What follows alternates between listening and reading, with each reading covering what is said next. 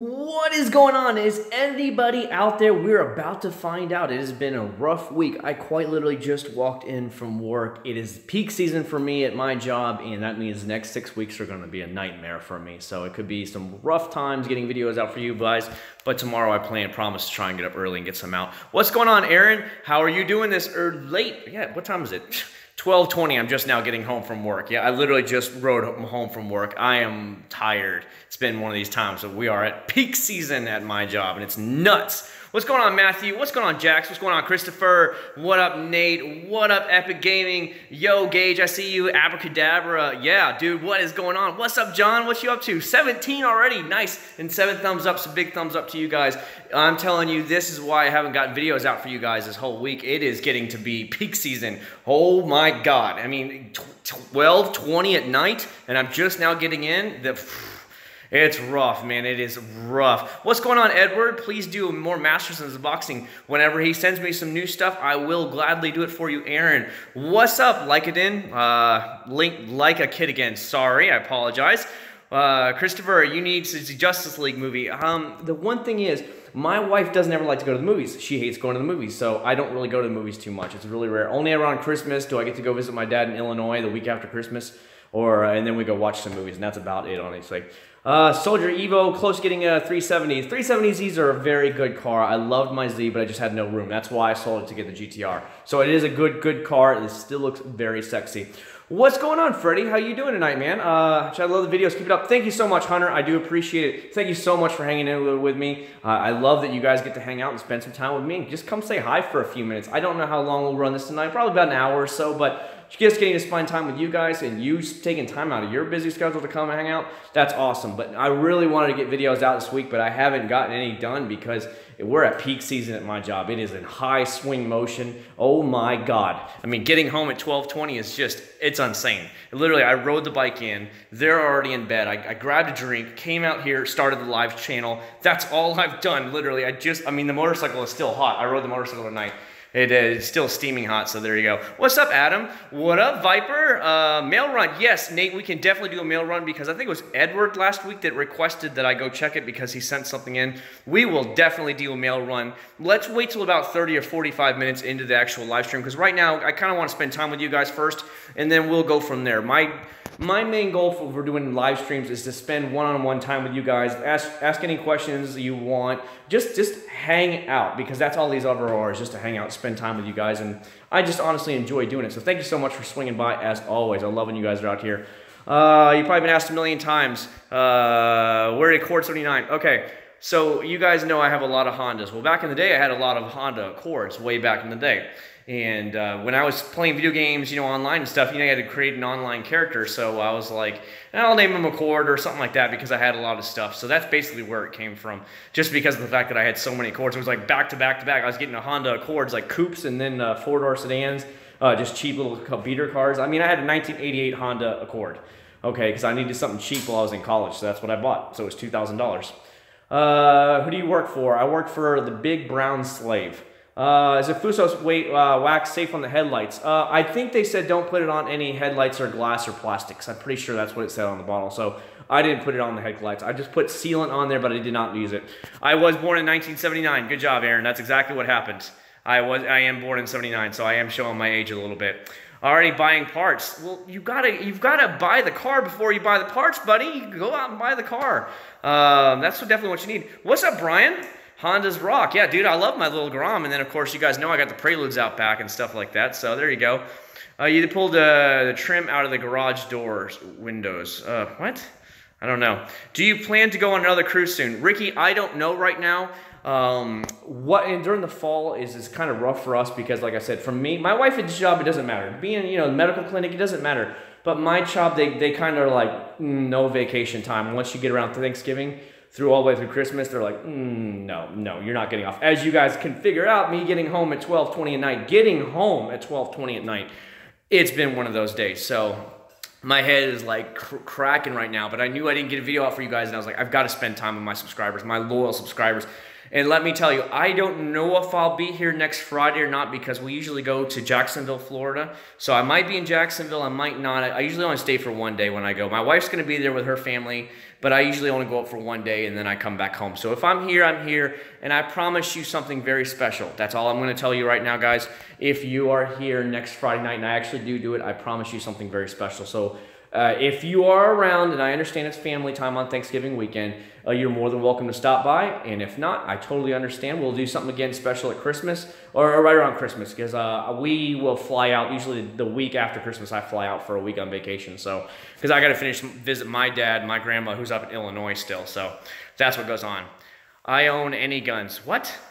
Do you own any guns? Yes, Viper. I own a lot of guns. I own about 12 guns now, so, you know, it's just one of those things. I just keep buying stuff. You know me. You want another car? Yes, I want another car. Do you want another motorcycle? Oh, yeah. And that's generally what happens. So that's what's going on. So yeah, about a cruise. We were originally looking to do the brand new Carnival Horizon ship that they just made. It's going on the Mediterranean. We're going to do a 2-week cruise in April in the Mediterranean, go to Europe. But I don't know if we're going to be able to swing it right now because things have been tight, but you got to pay for all this stuff. And with my wife's job, she gets paid on how many patients she sees. And recently her patient population has been a little low, so of course her paychecks are lower. So are we ready to throw $6,000 to $7,000 at a vacation? So we're like, we might have to hold off a little bit. So that's what's going on. Yeah, dude, Aaron, I used to play a lot of games heavy all the time, but once I had a child, it's been very hard for me to play a lot of games. Have you tested any Meguiar's detailer products? Not the Pro line. No, I have not. I've definitely seen it, but I haven't done any of the Pro line stuff. Duval! Yeah, we are actually right on the Clay County line. You know where Blanding Boulevard, and I lived off of Collins Road, way back there by Argyle. That's where I lived when I was in high school. And then my mom still has a house off Argyle Forest Boulevard, so yeah, I'm sure you know where that is, Jax. I have a lot of Glocks, Smith & Wessons, 6 Hours, Colt, Ruger, I forgot the other one. But yeah, I think I have 4 Glocks, so I like pistols in different calibers, so go figure. I'll be eating my Thanksgiving dinner in my car since I'm lonely. I'm sorry, Fortis. I'm sorry. We're here for you. We're here for you. That's okay. Black Friday, nah. Here's the thing with me, Aaron. I normally buy whatever I want, just about, obviously. Obviously, I buy pretty much whatever I want when I want it. So I don't really wait for the giant sales to save a couple, $50. And do I really want to get up at that time in the morning and like fight people and kill them and everything? No, I don't. That's just not me. I'd rather work another hour or two at work than sit there for 6 or 7 hours outside of a building hoping I can get that one item. So it's not worth it for me. To me, I catch it on a normal sale. You know, as Christmas is coming up, you're going to see big sales on the stuff. I'll give you an example. You guys, I want to know how bad things are getting at work. They are setting in full semi-trailers now full of nothing but brand new TVs. I'm like, oh my God, it's already begun. These are all coming from Amazon. Full trailer, 53-foot long trailers full of nothing but brand new TVs that are being sold by Amazon. It's like, oh shit, we're there. It is peak season. We're getting hit hard. So I'm like, oh. So that's been pretty good. Hello again from Ottawa. Hey buddy, it's gotta be cold up there. As a matter of fact, I just rode home on the motorcycle and it's only, I'd say it's like high 60-degree Fahrenheit here in Central Florida. So if it's cool for us, I can only imagine what up north is like. So hopefully you're staying warm, buddy. No, I don't have any new. I have 3 Gen 4s and 1 Gen 3. My Glock 23 is a Gen 3. Do you like Masterson's Chemicals? Both have their ups and downs, abracadabra. But the good thing is, I like being able to talk to Greg with Masterson because I can tell him, like, when his first car wash came out, and I told him, I was like, dude, it's a little watered down. You might want to bump it up some. He said, all right, we'll go ahead and change up the formula, make it a little bit thicker. So he sent me a brand new bottle, said, now try this. This will be the new mix if you like it. And I said, dude, it's much better. So definitely, I like the way Masterson's will listen to you. I like the fact that I can contact him through Messenger. I have his private number, so I can call him on his cell phone and be like, hey, I got a question for you, whatever, and he answers it right away. So it's really nice to be able to have that interaction where with Chemical Guys, of course, being such a big company, they don't really care about you, you know what I mean? I'll probably rent a Sienna minivan. Yeah, dude, for sure. You'll have plenty of room for that, Fortis, no doubt.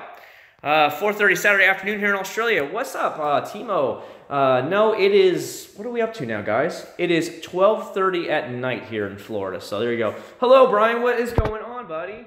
Yo, Chad, what are you getting for me for Christmas? How about a real car? Oh, No, I'm messing with you, dude. 25, ugh, nope. I would not be riding the motorcycle in 25 degrees. I would like to try some ammo for sure, but yeah, not right now. As a matter of fact, if you can see, lately I haven't had a lot of products because I'm waiting for the new 2018 products. Obviously, the shelf store products, I've already tried out everything, so that's why towards the middle and end of the year, I only try out like a lot of online order products. That's what you'll normally see on my channel, is that during the weekdays or during the spring, I will get out all your new stuff, over-the-counter stuff first, and then as the summer starts rolling along, then you'll see me buying a lot of cases of over the internet products and stuff like that, or smaller company products, because there are other no over-the-shelf products I haven't ever tried. So that's the way it is. As soon as I see it, literally, as soon as I see it, I'm walking down, I'm like, ooh, let me check this out real quick. And then I'm like, I'll take one of these, and I'll take one of these. And that's generally what I do at Walmart every time I go there. If there's something new that I haven't tried that is interesting, I pick it up immediately the first time I see it. So that way you guys can at least get a fair shake on what I think about it. I mean, you could have a full... a different idea of what it is, but at least I give you my 2 cents on it, and then you guys can take it and run with it or not. I like rinseless washes. I have never tried it. I like a waterless wash. Rinseless though it's okay, but I like the waterless wash. It's just so easy. What's going on, Jason? I see you, buddy. How old is Greg? Greg, I think, is 29 years old. He's right around there. He's younger than me. He looks a little bit older, but yeah, he's definitely about 29 years old. Brian says 932. Yeah. Ooh, a Daewoo. Well, then again, Daewoo was bought out by GM, so yeah, probably.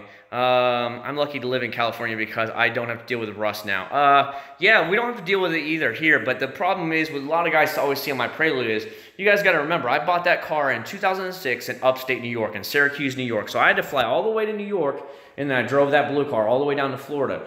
So because the first 5 years of its life, it was in upstate New York, the inner fender wells of those Honda Preludes were just notorious for rusting out because they put this little plastic crap under it, so it trapped the snow and the water and the ice in there, and it just eats it away. Now, the southern Preludes never had the problem, but the northern ones were plagued by rust. It's terrible, and I would have had it fixed a long time ago, but I have this now, so that's what generally happened to the Prelude restoration. It kind of like, it kind of stalled bad just because of that fact. Have you ever tried any product? I have not, Dan. I have not. Greg is sexy. Well, I think Greg already has a girlfriend. Her name is Zelda. So good luck on that. The employees were arguing a lot. Oh, yeah, I wouldn't doubt it, Brian. I wouldn't doubt that they want what they want, what they don't want. I can tell you, I know for a fact that I've proved it. I've showed it on my Facebook that they will filter out comments that they do not like on their for reviews. So you'll notice if you go to Chemical Guys, they don't really ever have any negative reviews because they filter them out. They'll say that you don't meet their requirements for their thing. Sorry, or whatever. It's shocking. I actually put a link on one of my Facebook posts a couple months ago about what somebody had posted up, and I was just like, ooh, that sucks. Huge fan. I've been watching since you got the Z. Thank you so much, Akas. I appreciate it. Yeah, the Z, and now, of course, the GTR, and I bought the Grom, and I owe $34,000 left on that, so I'm really trying to pay it off as fast as I can because I don't know what I'm going to buy after that. It will be a 4-door vehicle because I need to get a 4-door for my thing. My wife has her minivan, but when I'm only with my son, then I kind of need a 4-door car. It's getting to that point soon. Greg is definitely not gay. He has a girlfriend. What is the product for Saturday? I honestly don't know, Aaron. I've got my products over here, as you guys know. I will be digging through it. You know what? We were talking about waterless wash and wax. I have EcoSmart from Chemical Guys. I've never tried yet. I will try that for you guys. How does that sound? The GTR is really not dirty. It's just a light coat of dust on it. As you can see, it's still shiny. So it has a light coat of dust on it. Nothing bad. The Preludes are probably the more filthy car. So I don't know what car I'll try that on. So there you go. The Prelude VTEC again, it's typical of VTEC, any VTEC. Once it gets to like right around $5,000, it kicks in and goes, wah, wah, it's that kind of thing. But compared to like my GTR, I mean, it's a different level. But then again, I paid $14,500 for that Prelude back in 2006. And this year, January, I paid $64,000 for the GTR. So I mean, it's a different world. It's a different ballpark too. Infiniti Q50. You know what? We actually got into the Q50. I actually got into a brand new one, and the back seat was a little too small for me, so I kind of just looked the other way. I was like, I wanted something with more room. honestly. Adam, it doesn't matter. I mean, actually, my wife's minivan here is bigger interior room than all the SUVs. We actually tried out the biggest SUVs. This thing dwarfs it. Interior room, there's so much room when you get in that minivan. And you just sit there, you're like, on the second row, you can literally put your legs up and put your leg over your knee and just relax like this. The whole back seat does it. It's amazingly big in that van. And honestly, that ride's so soft. It's like, this is great. Why would I want anything else? Yeah, Fortis, I wouldn't doubt that. I'm telling you, there's proof is already out there that they delete comments that they do not like. So, it's just the way it goes, I mean, here's what I would say. If it's vulgar or anything like I do on my channel, if somebody comes in and says, F you, you're crap, and all this stuff, then I automatically block them. I don't ever let them comment again, and I delete the comment. That's generally how I rate my comments. So if it's straight F you, you're doing it wrong, you piece of shit, and I will get that, and you're just like, oh my God, where do these people come from? So immediately I go in and I permanently block them, and delete their comments immediately. I don't ever respond to those comments, but that's generally how I handle things, and that's the way Chemical Guy should too. So if there is people with questions about it, then they should be open about it. But I guess they just want to sell more products, so that's their way of doing it, is by deleting comments. So I don't know, whatever. It's not my company. They can run it the way they want to. Waterless safer. Yeah, I haven't had any problems with the waterless, even if it's pretty dirty. I mean, you could always just spray it down with a hose if you were desperately worried about it.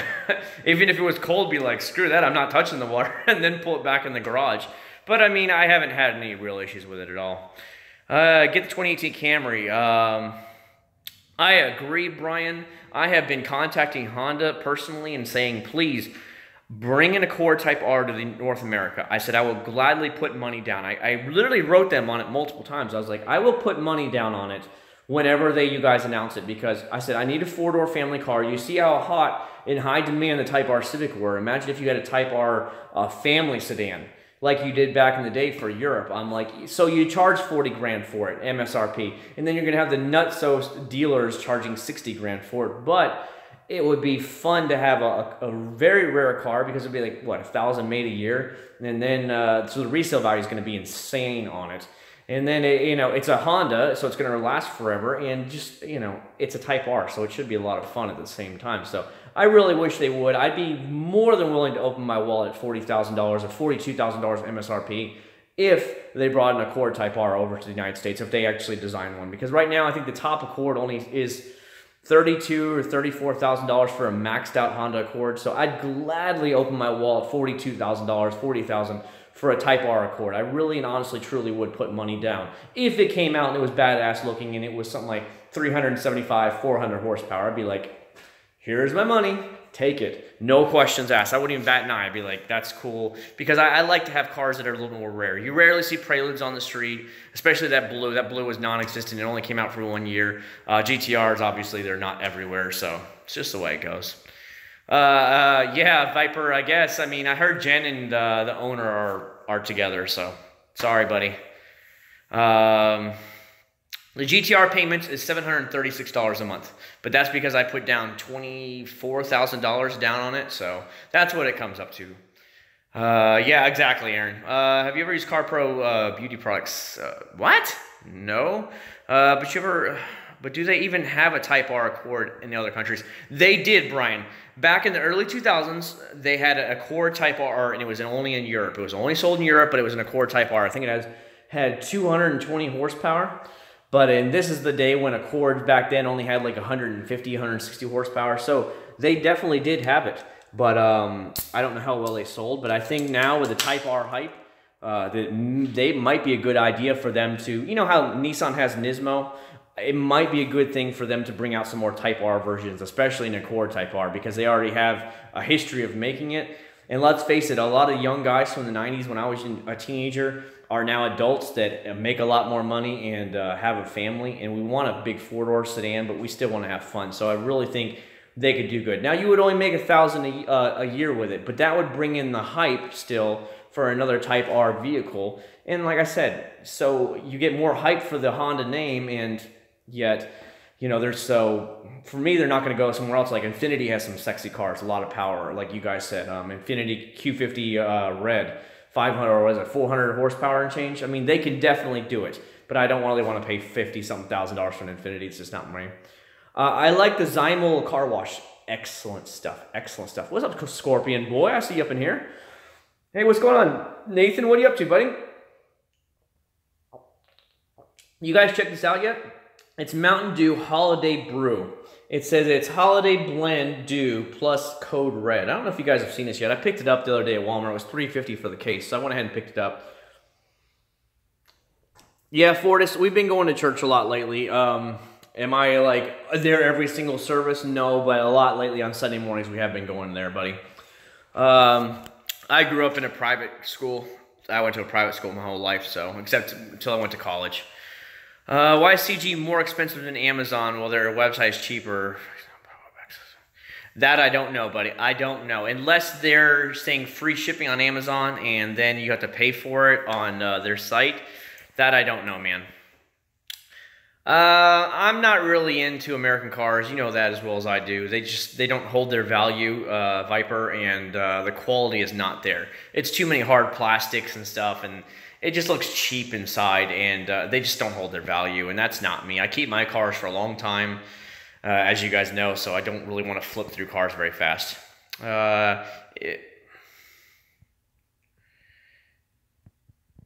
If you have matter of fact, when you're talking about that, Jason, about a thing, I had a Chevy Beretta way back in the day.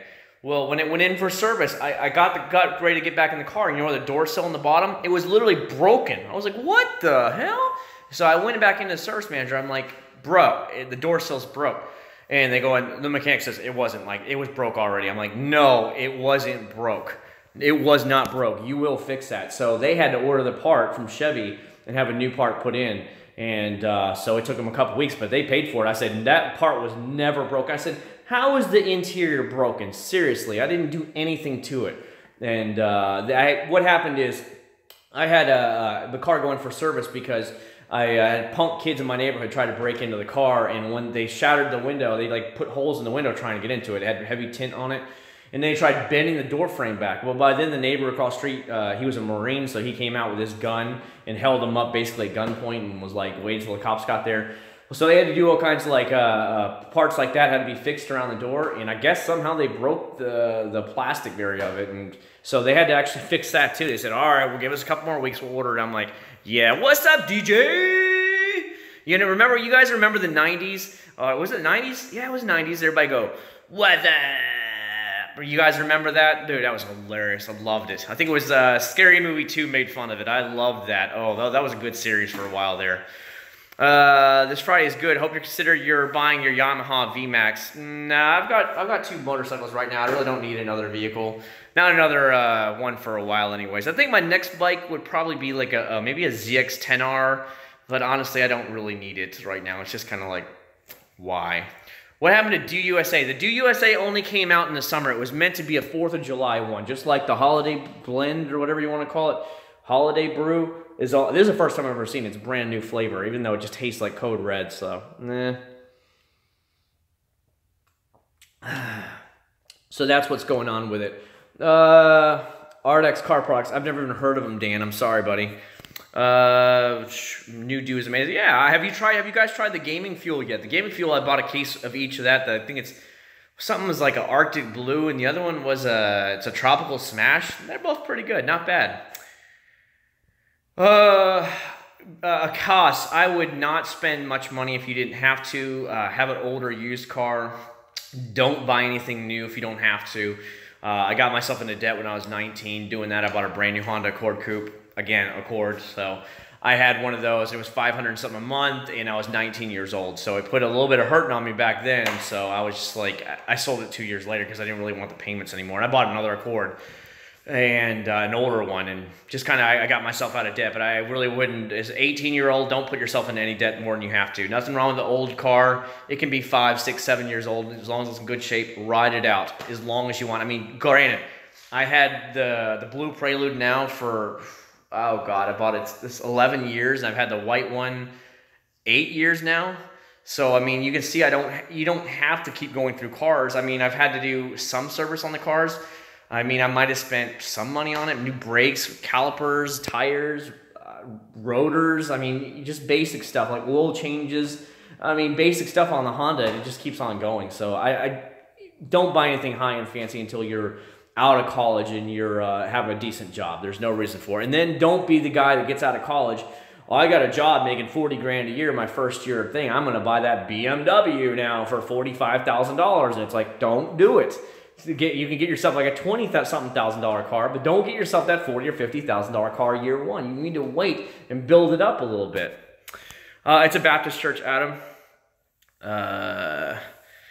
Know any new products that buff out damage done to a truck hitting with deer?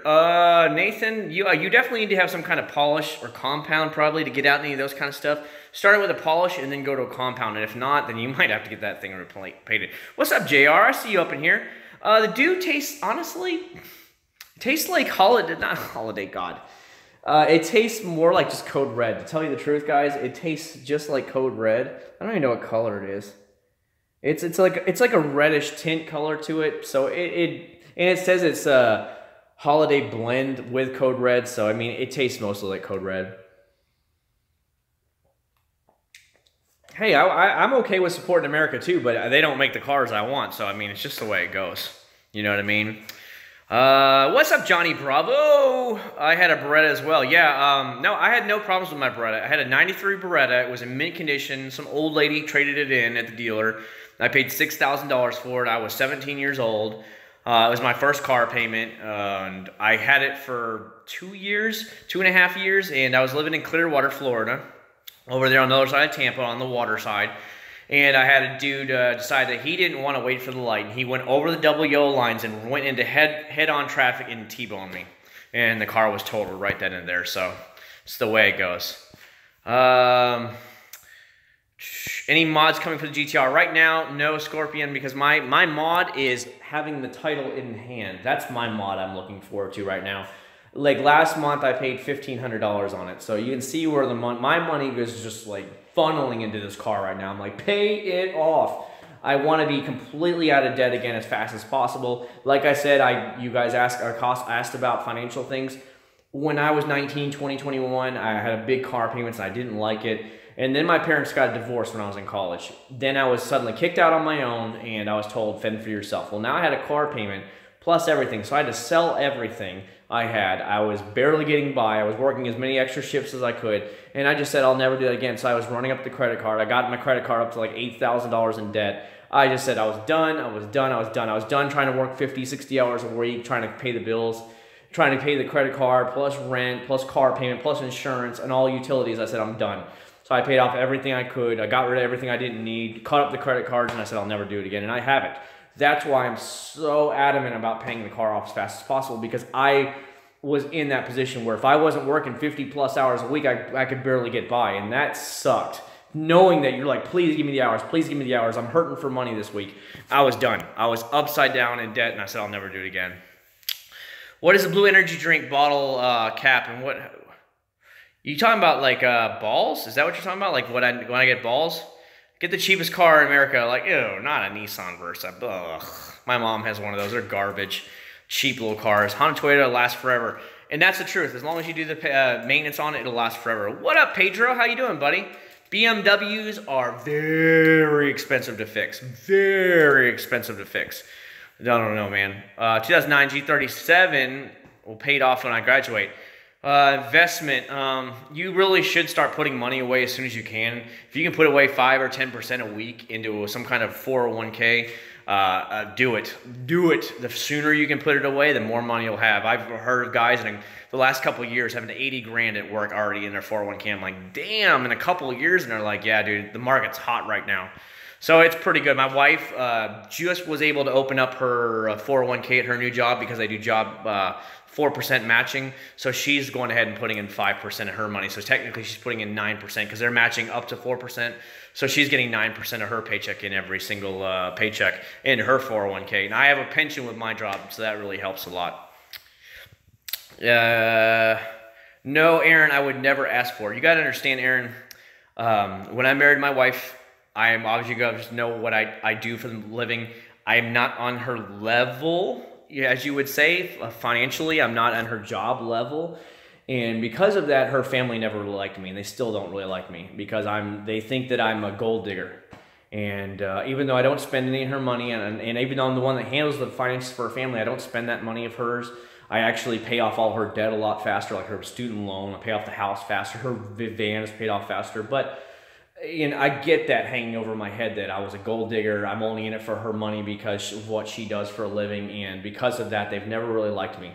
And so they're always kind of like, hey, how you doing to me? And that's about it. It's all I ever get with them. So she'll be going to Jacksonville next week. I'll go spend Thanksgiving with them, and then I'll come home. So we'll take 2 different cars because I'm like not staying there. No. And so it's always been a problem for me. And that's why I stay away from going up north. I'm like, you guys go have a good time. I am staying right here. And that's what usually happens. What up, Joshua? How you doing, buddy? Scotty Kilmer.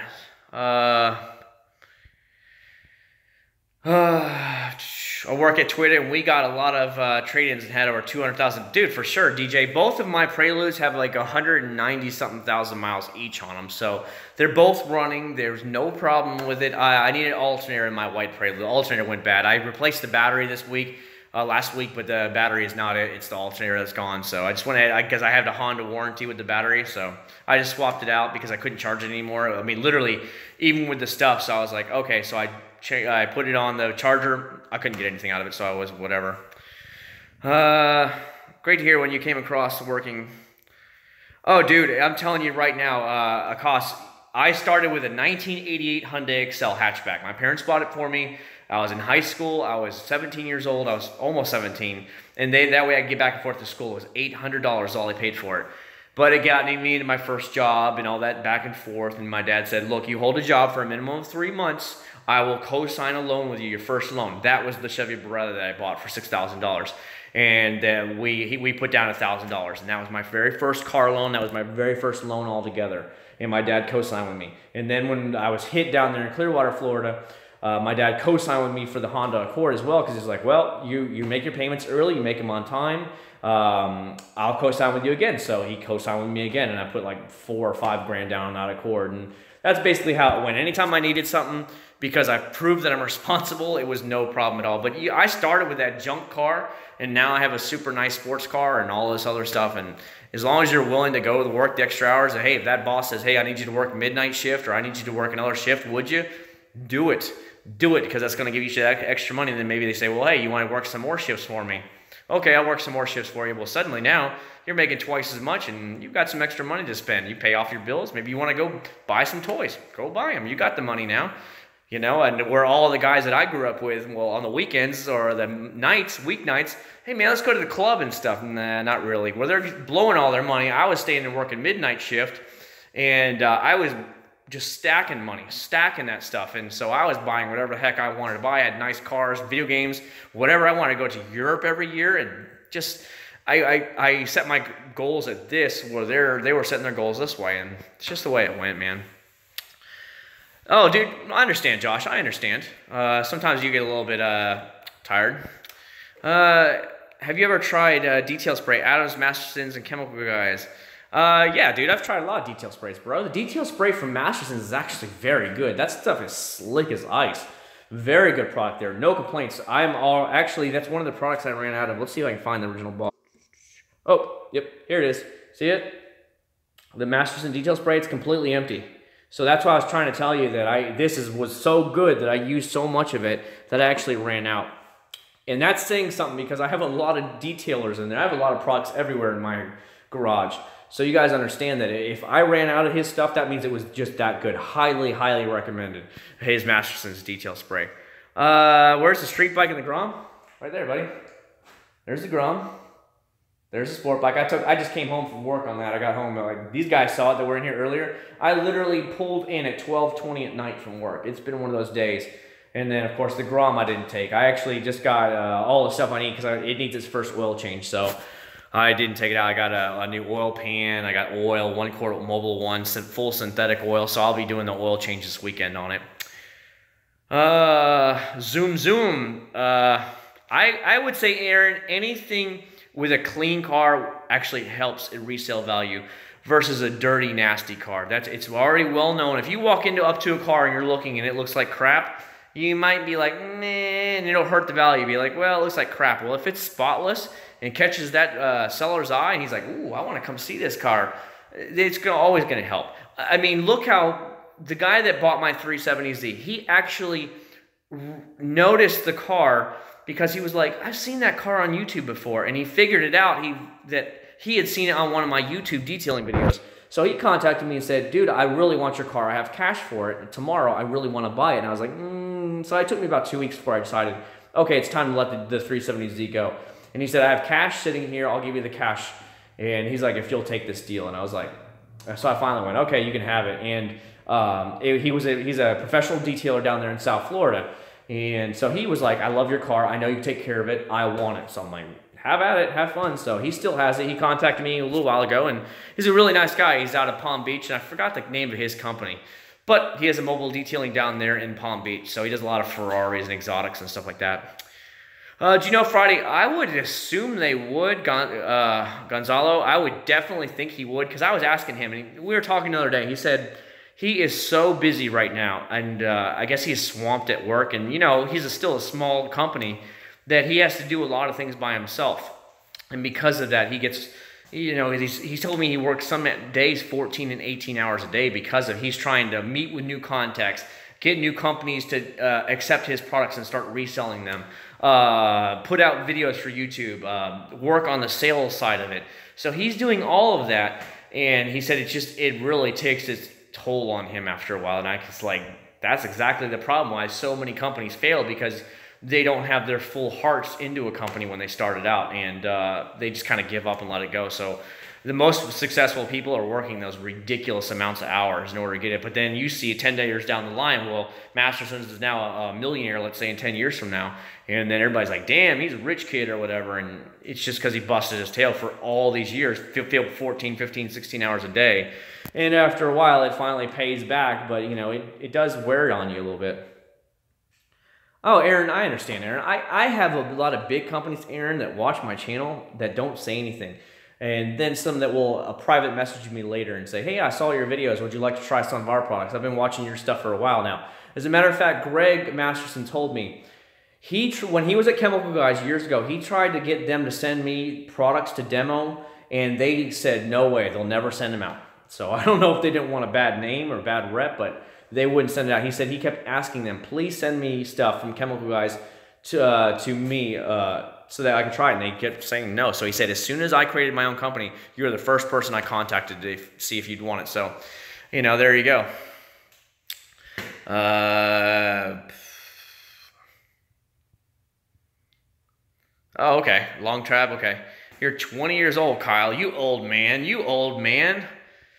Dude, I'm sure diesel, that thing sure probably sucks gas. I am 3 weeks from turning 21 years old, Richard.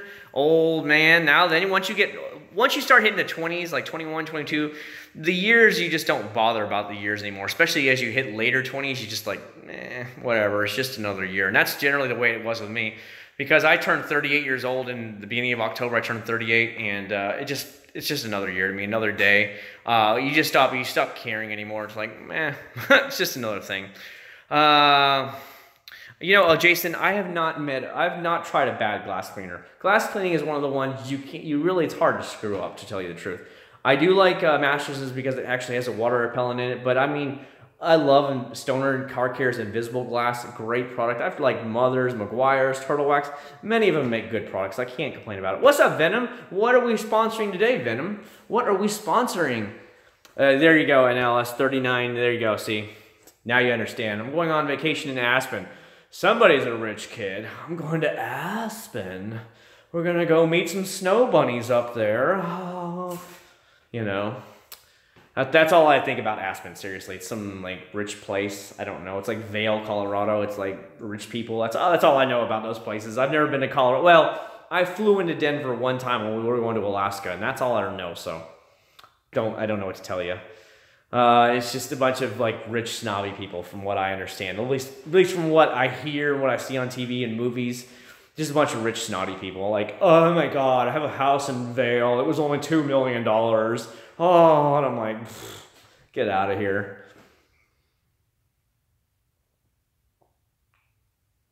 Gonzalo, I would definitely try a bunch of different products from each and see what you like. That's essentially what I did with this whole channel. Back in the day, I was always wondering which products I liked the best because I didn't want to stick with one. So I just tried one product, tried another one, and then finally I just decided to put some just basic videos out there and like, this is what I thought on them, and just kind of led from there just to basic videos like, hey, this is what I think about it, you know, to help other people out, and then just kind of took off. I mean, I didn't do it. I'm not trying to be a 100,000 subscriber person. I mean, I could do clickbait videos all day long. Clickbait videos are so bad, but they bring in so many views and so many subscribers. I could do that all day long. I could put a lot of videos out like which is better, does Chemical Guy suck? And those are so clickbaity videos. They're so clickbaity because that makes you go, oh, do they? Let me click on that. And you see that a lot on these smaller detailing channels, and you're like, what? Why would you do that? Where I've seen so many channels start up. They used to talk to me all the time, and then they just started their own YouTube channel. Then I never heard from them again.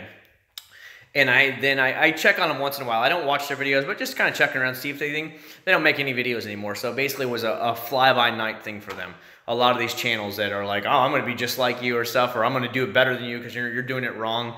They last a couple months and they're gone. And I'm like, who cares about trying to compete? All it is just putting out your thoughts on YouTube. You shouldn't be doing it trying to get rich. You shouldn't be doing it to try and get fame. It's sad, but you know, it's just the way it goes. You know, I just do it if I have fun and I get to meet new people. You know how many of you guys I have met in person, whether it's in South Florida, whether it's at just a restaurant. I've had people locally come up to me and say, I don't mean to bother you, sir. I'm like, yeah, what's up? And they're like, are you a Cord? I'm like, yeah, I am. They're like, well, very nice to meet you. And you're shocked that subscribers know you, that you start to feel like, wow, people actually notice me. Oh, I was at dinner, and you've had it happen twice at dinner. I've had people meet me out on the street.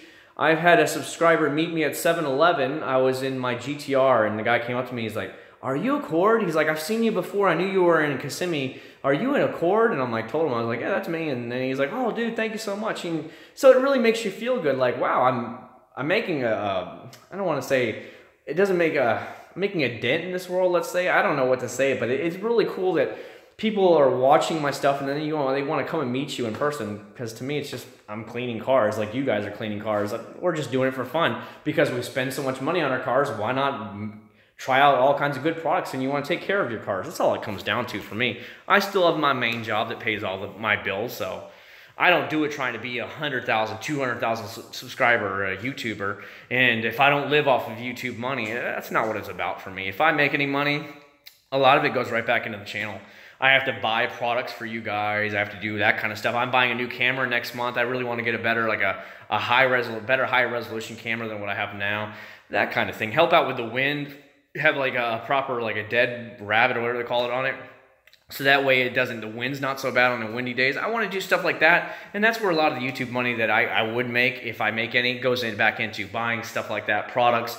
You know, I spend $200 on Chemical Guys. Where do you think the money comes from? From any YouTube money out there. I've had or when I open my P.O. box, I might go up to tonight, that I think it was $100 and something for, I paid for the entire year. I paid $100 and something. And most of that money came from YouTube. That's how it was. Now, Martha C., she's usually in here a lot of times. She sent me like $40. I had a couple people send me like $5 each. So that money went in there to help pay for it. But the rest of that money, that came from YouTube money to help me open that the mailbox up there, P.O. box. So I try and reinvest all of it right back into the channel. But I'm not trying to be rich or anything off YouTube. It's just like, yeah, if there's any money, it's cool. If it's not the end of the world, I don't care, you know. Meet and greet. I don't know that there's enough people in the Orlando area, honestly, and I'm not big enough. I'm a small channel, to tell you the truth. It's just the way it goes. I'm only 18,000 subscribers. If I was maybe 100,000, we might, but you know, that's about it. One thing I would honestly like to do, because I want to improve my skill as much as everybody else wants to improve theirs, I would honestly like to go to like Mike Phillips, the Auto Geek head detailer, his actual, what's it called? His detailing class. He has a high-end quality detailing class down there in Stuart, Florida at Auto Geek.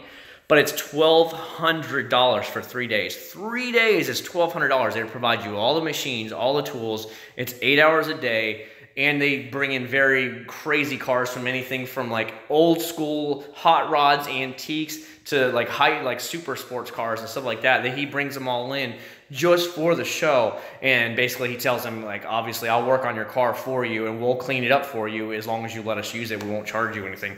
And so, you know, it's good to learn from a professional with, you know, 40 years of experience in it, and improve my game even better. And that's what I like to see. But, you know, that's $1,200. So it's like, it's not cheap for that kind of stuff. I know Chemical Guys does it, but I mean, I would assume Mike Phillips is a little bit higher end. Yes, that one, Mike Phillips, exactly. You know who I'm talking about, NLS. All right, Gonzalo, thank you very much for stopping by, dude. Big props to you, man. I really do appreciate it. V7 Wax. Oh, God. Oh, Chemical Guys. Okay. Most of Chemical Guys products are rebranded. Okay, most Chemical Guys stuff, they rebrand it and maybe take a different color, a different scent, and they put it right back out on the market as something different. I have noticed that in a lot of their products. I have been told that by inside sources who worked for them in the past, that's all they do. They rebrand it, relabel it, put it out as a new product, and you're going to be a sucker and you're going to go buy it. For example, Butter Wet Wax and that new Cherry Wet Wax is the same damn product from what I heard. It's just colored differently and has a different scent to it. There is no difference to it at all. And that's what they do. That's their marketing gimmick in order to get you to buy more products, because do you really need another Butter Wet Wax? No, but have you tried Cherry Wet Wax? Oh, you need to try that Cherry Wet Wax. Buy a bottle. Buy 2 bottles. And you know, that's the kind of thing where most companies, they don't. They make one product. If it doesn't sell well, then they cancel it. And in 2018, they'll come out with new products. As a matter of fact, Turtle Wax just showed up their brand new products that are coming out. They're not on the shelves yet, but they did put it up on their website, their new list of products. I knew what they were ahead of time, but obviously I can't tell you guys about that stuff because they want to keep all the hush-hush because you don't want competition. But so as soon as the 2018 products are sent to me from Turtle Wax, I will try them out as soon as we get them in from Turtle Wax. And we'll go from there, and then you guys can try it out. But, you know, that's the way it works. For Turtle Wax, if it doesn't sell basically 1 million units, and if it only sells a little bit and there's tons of stock left over at the end of the year, they just don't make it anymore. They just say, it's not a good product. It didn't sell well. Then they redo it and then starts all over again. You got some new products. Because they explain it to me that they only have this much shelf space inside Walmart. And they're having to fight for any bit of shelf space extra they can because they're essentially paying for that shelf space. And then Walmart gets most of the money. It's pretty insane. They get most of the cut of the money. And then whatever's left is what Turtle Wax pays. And then if anything is shipped back to Turtle Wax at the end of the year, they have to pay Walmart for all those products back. It's just insane how bad Walmart is, and it really is. They told me how bad it is to deal with them. But in order to play with the big boys, you got to do that. So any products that they didn't sell, they got to pay back Walmart for all those products. It's so silly, but that's the way it is. What's up, Carlo? How you doing, buddy? They do have it. As a matter of fact, I heard Chemical Guys is opening 3 Florida stores, but I don't know when. All I know is that they commented that they are, because it's not, how do I want to say it? It's not run by Chemical Guys. It's guys like you and me going out there buying let's say a retail space in a strip mall or whatever, and then they pay Chemical Guys to use all their name and all their branding and all their products to come in there and set it up for them. So basically, it's like they're just franchising it out. So that's the way it is. So I don't know why some of these companies wouldn't want it. I'll give you an example of why it's so funny when some of these places don't want you recording, because to me you're getting free advertisement. You guys know I went over to Winter Haven, Florida to get my Honda Grom here, right? Most of you guys don't follow my motorcycle channel. I don't publicize it out there. I have a separate channel for motorcycle stuff only. Well, what happened is I contacted them and said, look, I want to have a full unboxing of a Honda Grom, and I would like to videotape it. Is that okay? Like, go in the back while you guys are unboxing that out of the crate, putting it all together. Can I videotape it all? And McKibben Honda over there in Winter Haven said, you're more than welcome. Come on back, buddy. You can record as much as you want. Well, after I did that and I bought the Honda Grom from them, they've invited me back several more times and said, please, would you come back here? And dude, I was actually just texting him. Now, I have the owner's personal phone number. He's a young man who used to race for Honda back in the day, and him and his dad bought out the dealership and made it into a powerhouse Honda dealership. So he raced Honda motorcycles for years. He's like 30, 32 years old, really young guy, really cool, but he is the owner of it. And he said, please, I understand how the world works. I'm not like my dad. Please come and record as much as you want, take as many pictures of it, get our name out there because we want to make sales out of it. So, you know, that's the way I see it, that where they were telling him don't record in chemical guys, that's just to me is stupid because you get free advertisements out of it. You know, I've already sent a couple people to go buy brand new Honda Groms over there that they would have bought them somewhere in Orlando, but they found out they get a better deal in Winter Haven, 40 minutes away. So they made the extra trip, say $400 or $500, and it's worth it. So he understands that, and he's like, please bring him on. Please come over whenever you want, and we'll hook you up with everything. Though even the one manager said, you can ride any motorcycle you want if you want to make a demo video of it. So they get the free advertisement, and it gets them sales. So I don't understand why chemical guys wouldn't want to do that, but whatever. Yeah, no, dude, Aaron, you can come in whatever you want. I am just enjoy spending time with you guys, and that's stuff from the bottom of my heart. I could be sitting upstairs relaxing right now, eating some dinner with you. I could be checking YouTube channels. I could be checking my emails. I could be just relaxing, playing some video games or whatever, but I come out here and spend time with you guys because it gives me a little bit of social time with some adults. I mean, I'm always around my son all day long, which is perfectly fine. My son is 19 months old now, but I am around him all morning and all day until I go into work. And so I don't really get to hang out with too many people, and other than work, I don't get to hang out with many. And because you guys spend so much time being subscribed to me, commenting on my stuff, it's my way of giving back to you as well by listening to you guys and answering your questions one-on-one. So it's fun. I've always enjoyed YouTubers that live stream and get to hang out with you guys, so why not give back and live stream for you guys? Yeah, Tesla. I saw the new Tesla Roadster, and Tesla came out with their semi-trucks too. I guarantee you my job will buy a couple of them, just be all hippie and Greenpeace and all that stuff, and show that they're saving the earth. A couple years ago when, like, I'll give you an example. A couple years ago when earth hippiness was like super big swing, probably about 4 or 5 years ago. My job every year gives out calendars to all the customers and stuff. Really nice classic calendars, the whole 9 yards. Well, that year they decided to get recycled garbage paper, one of these little cheap fold-out papers that you can get given away from free anywhere. It was green and white. Most of the companies, most of the customers did not want it at all. They just said, no thank you, they don't want them this year. Where's your nice color pictures with the UPS trucks on them and all that stuff and the pretty scenery and stuff? Nobody wanted them. They actually threw cases of them away because nobody wanted them by the end of the year. They were just like, dump them. They made that mistake one time. But I can tell you right now, we have about 20 new semi-rigs out there right now, up their compressed gas that they put in earlier this year. It's just like, oh my God, you guys are blowing stupid money. But they do this so that they can come out there and say, we're such a Greenpeace company. We love the earth, peace. And that's honestly what these companies do. Walmart just published that they're buying 5 of those new Tesla semi-trucks. And it's like, what? And you know they're only doing it just so that they can keep the hippies all friendly and stuff. And it's like, dude, are hippies really buying stuff from Walmart? Really? But that's just the way I see it. And they can put out that they are trying to save the earth and all that. So I know it's not PC, but that's just the way I am. Aaron, I would like to do it. He's running all over the place. As soon as I open the garage, he runs out into the garage and wants to climb up on the green motorcycle every single time. And now he's figured out how to open the doors for the cars. He'll open the doors for the cars and jump in the car, and he wants to stand on there and hold the wheel. So it's pretty funny. I mean, I'm going to raise him that, look, you have to work hard in school, whatever you want in life. You better get a good paying job if you want these toys. Because there's nothing wrong with, being, a trash man at all, but you're never going to make the money to afford these toys and all the stuff you like if you are only a trash man. So you need to bust your tail in school and get yourself a high paying job. And then you can have all the toys you want all day long. No, Adam, not really. Fuel cell is the future. Maybe in about 20 years, but not now. What's up, Martha? We were just talking about you. We were like, that girl is so, it was terrible. It was terrible. And everybody can vouch how bad we were talking about you, Martha. We were like, that's not good. That's not good.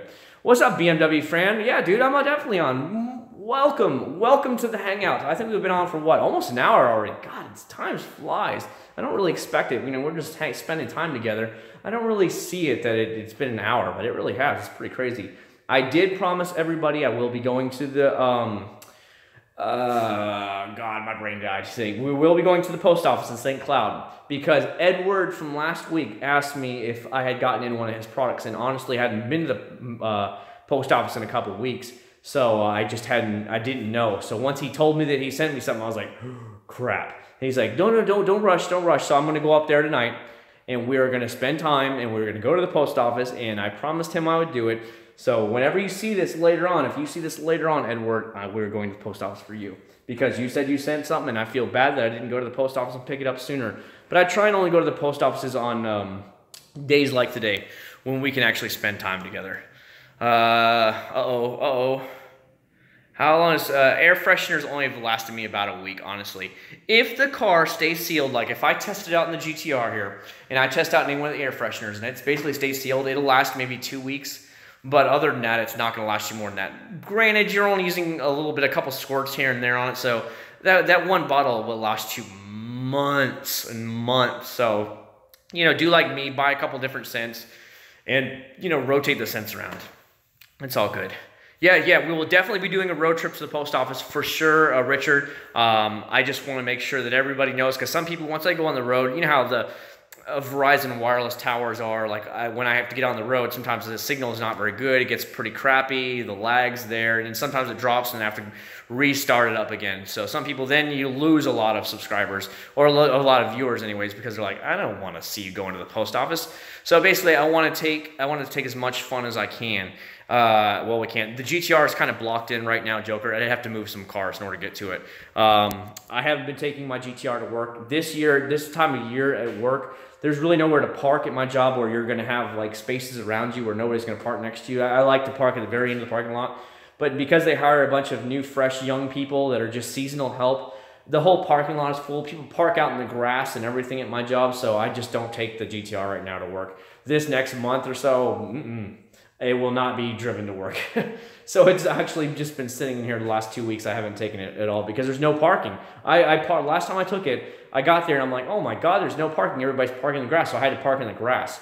And I'm like, no, not doing this anymore. I'm not taking it to the grass. Yeah, I don't know. I don't pay attention to the Chris FX. No, I will, I don't mind paying for stuff if it's done right. Like with the rust reduction on the Prelude, I'd want to do it right. Like fully cut it out. And I've had a lot of people ask me, they're like, why don't you just get another Prelude? And honestly, to tell you the truth, I have thought about selling the blue one as is and stripping the stereo out and then just putting it in the new one. Like getting a blue Prelude just like that, but in absolute mint condition like a Southern car from Florida or any of the southern states. I've even seen them in California. Absolute mint condition, under 100,000 miles, 5-speed transmission, and it's just in perfect shape.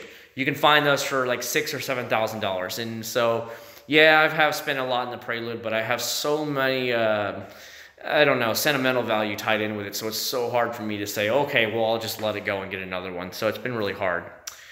I want to actually replace the wheels. So again, that's more money, where if I got a car that was a Southern car that didn't have the snow problems, the stock wheels would have still been fine. And that's a problem too. Now, wheels are easy to get. Everybody wants to dump stock wheels, as you guys know. So you can get 4 stock wheels on a Prelude for like $100. They're not much money. They'll be in really good shape, so that's easy. No, I don't. NLS, no, I don't. Sorry, buddy. You always go to one person that still parks. As long as they're car lovers, I don't mind if they park next to me. I'm totally okay with that, especially if I know them at work. But for the most part, when I go in the afternoons, the back parking lot is pretty much has a lot of spots open, so I usually park one next to a curb way the hell out there.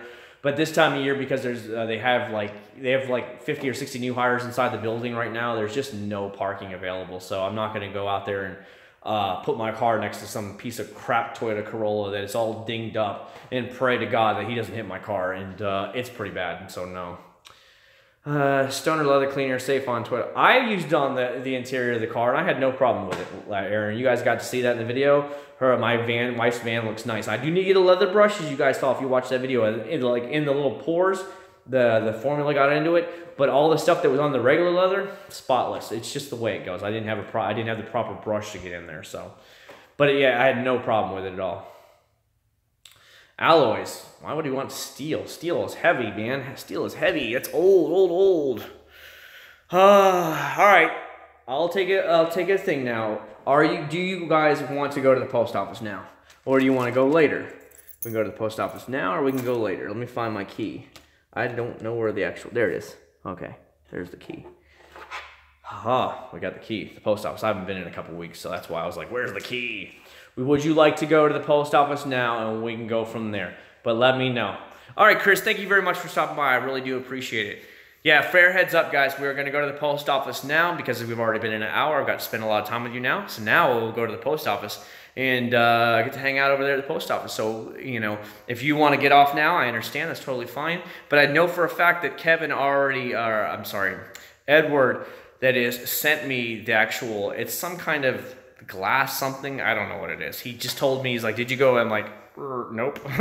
So I felt really bad. Post office trip. Okay, we can do a post office trip. I don't know if I have my wife's car keys with me. Hold on.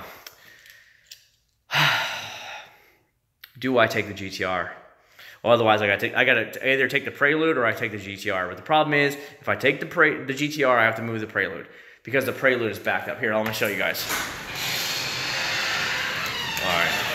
And honestly, here's the problem with taking these cars. Sometimes I don't drive the cars a lot, like the GTR, and the battery sometimes doesn't want to start because it hasn't been on the battery tender. So sometimes it's like, if it's going to start or not. I know the Prelude will start because I've been driving it all week, but we'll see. Who is Aaron Huck? One of the guys that's in the Central Florida Z Club. Yeah, okay. For you guys, I will take the GTR, okay? So if you guys want to hang in there with me, give me a minute. I'm going to back the car out of the driveway, and I'm going to park it, I guess, in the street or something. I don't know. We'll figure it out.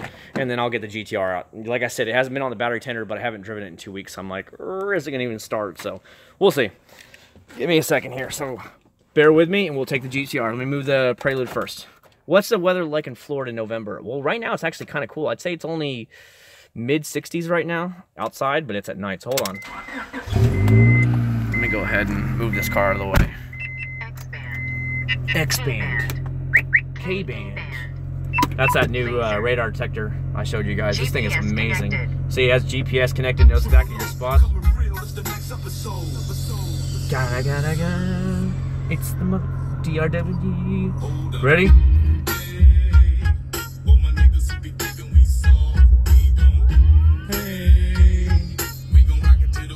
Sorry. Satellite radio's on. Satellite radio's on. All right, let me move the car out of the way first. You guys want to know how bad it is trying to see out the windows? You can't see out the windows with a dark tint. So you want to know how to put it out? So just giving you guys a heads up. Now can you see out the window? Yeah, this is what I deal with.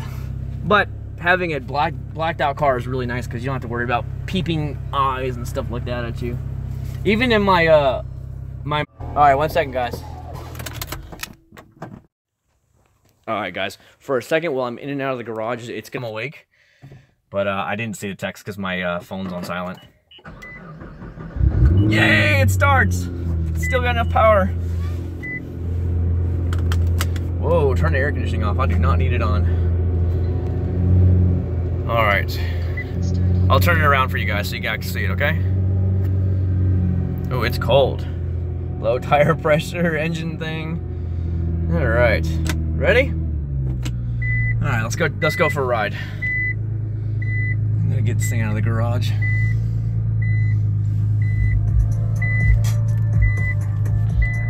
Oh, set the alarm, shut the door. Bye. Bye. My son always goes, when you say bye to him, he goes, bye. Bye. I'm like, okay, bye. Alright, hold on, guys. Bear with me. It might drop here from the Wi-Fi, so bear with me, guys. Alright, there you go, guys. What I had to do is I had to get out of the neighborhood. You see, I live in a gated neighborhood. Alright, here we go. Yeah, if it cuts out on me, it's only because of the fact that the Verizon towers can't keep up. So, my wheel is not on the wrong side. You're on the wrong side, bro. Drift a four-wheel drive car. Yeah, that'd be fun.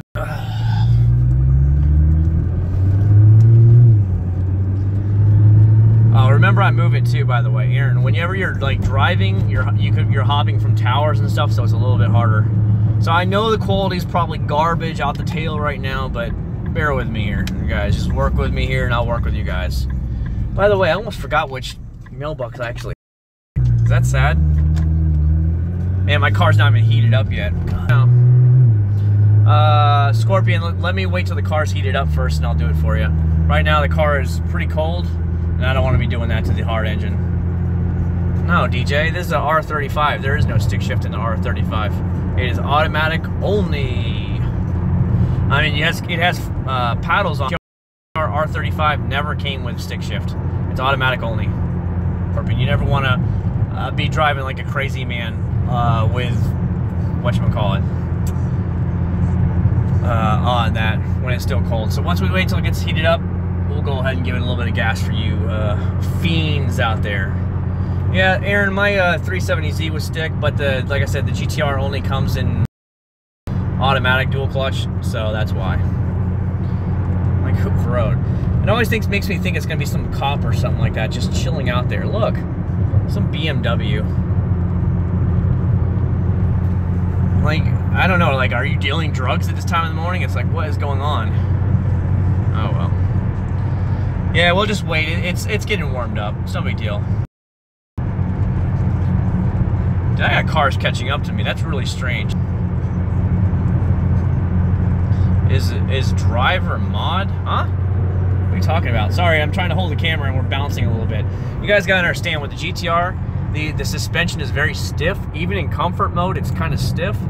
So any bump you hit, you can definitely feel it. But then again, I'm not looking to have a nice, smooth family car. All right. Oh, am I supposed to be on this side of the road? Is this better for you? Is this where I'm supposed to be on this side, right? There you go. I want the cars behind me to be like, what the hell? In case I have like cops coming up behind me. They'd be like, what, is this dude drunk or something? So, don't want to cause any drama. DUI, yeah, exactly. Son, we need to go ahead and have you walk the line here, boy. Yeah, exactly. Yeah, it's like this time of night, why do I have cars? Like, there's actually cars coming behind me. I don't know if I can show you that. There's definitely cars back there. Can you see them? I don't like it this time of night. Like, really? And more cars. But the sheriff's office is right down this way. Down there, the sheriff's office is right down there on the corner. Like, 3 minutes down the road, so I don't know. Sometimes the cops are out.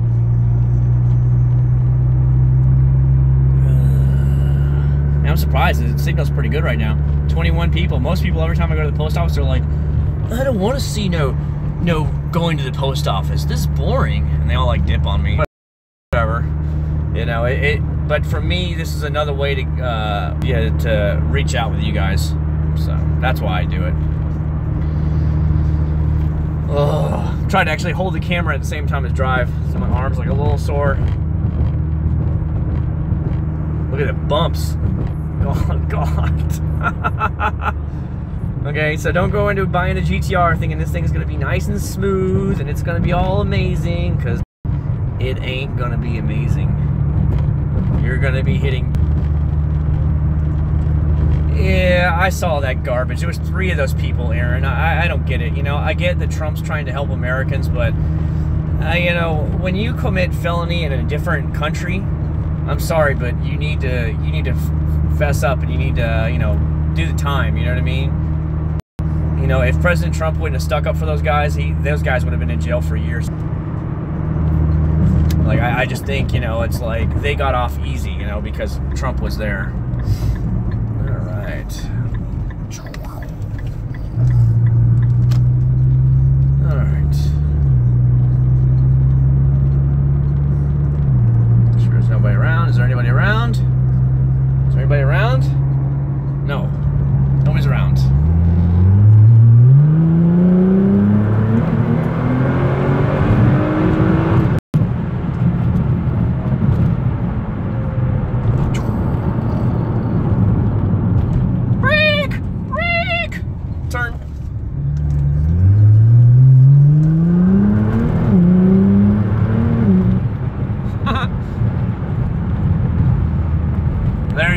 boys. There you go. A little bit of a pool for you. LED mod anything, Aaron. This is a GTR.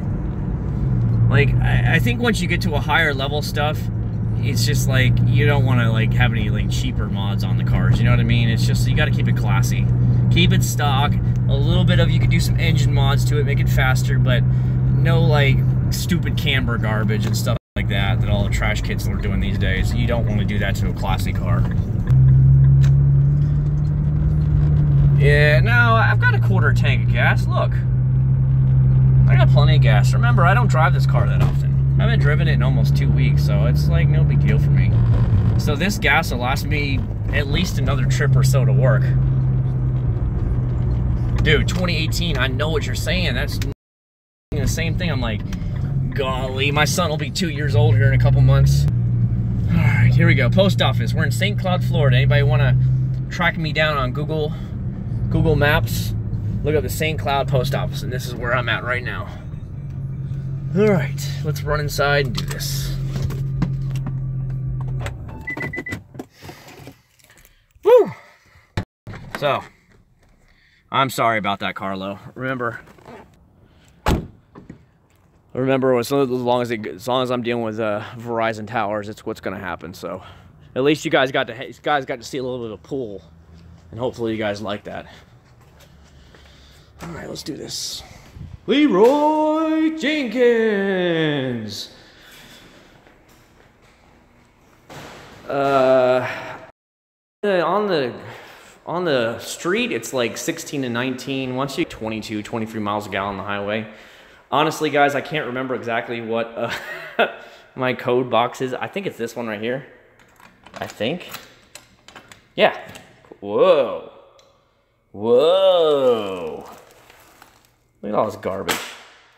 That's garbage. There it is. There's Edward stuff. Anybody want to write Edward? Priority health. Some dude needs to learn to check their stuff. Make sure there's nothing else in here that I need. Nope. Nope. Look at all the junk mail I get in here. It's like, seriously, bro. Like, change your address. There's like so many names on these things too. Nope. Nope. Thing from our thing. Yeah, Verizon's cutting in and out. Dude, the thing is, it's obviously somebody's mail who used to be here back in the day. You know, who used to use that thing. But I've rented it for a whole, I think I had it for like 13 months. So, yeah, I'm not giving it up for a while. So I gotta, we'll open it up and we'll go from there. So you know what we guys do? You know what we... Bye. That's what you get for not changing your address, bro. Be like, where's my mail, man? Where's my mail? At the post office. You need to change your stupid thing. All right, let's get ready to hop back in again. That's not even junk. It's not junk mail, Aaron. It's actually some mail. It was almost all going to the same person, but... you know, they don't want to change their address, so that's on them. That's the way I see it. I've had the most PO box now for like 3 months, and it's like, you need to change your mailbox, your thing. And since it would look like it was all junk mail anyways to go into that dude, oh well. Good night, Aaron. You guys ready to go home? All right. You know, I know that one of the most annoying things about the GTR, when you put it in reverse, and it just beeps. Like, I don't need to have a beep reminding me I'm in reverse. One of the stupidest things I've ever done.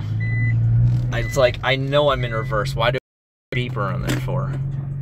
It's dumb. It's dumb. Wife right again? No. She's asking me if I was home.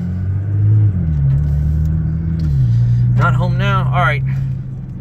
So did you guys get to see that last pull I did? Did you guys get to see that last little bit of a run that we just had down the street? I hope you did. Because I know a lot of people will want me to take the GTR at one time just because they want to hear it run and see it. I'm worried about you guys like getting dropped because of the Verizon towers. Kind of sucks. Yeah, for real, DJ. That's exactly what I'm thinking. I'm like, dude, not even my work trucks have a beeping thing when you back. Not even the work trucks. So it's like, it drives me nuts. Oh, check out the Veloster Turbo, bro. Oh my God. Veloster Turbo. Oh. It's got worse suspension than I have right now. You can just see it like bouncing all over the road. Somebody really just like slammed the hell out of it. It's always funny when you see that. It's like bouncing down the road. You're like, okay. Be like, that did so much for you there, guy.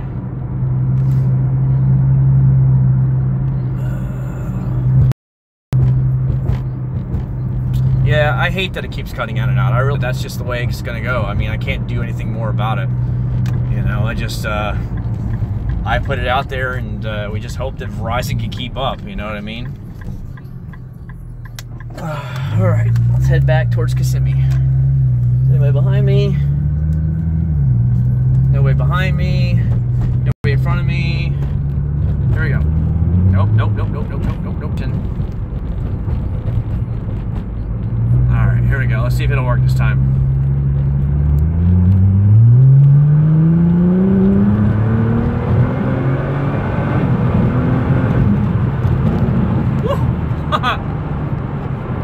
Gotta have a little bit of fun pulls once in a while like that. I won't do it too often. But this car is very fun. Very fun. Stop sign ahead, so I had to slow down some. You know what I mean?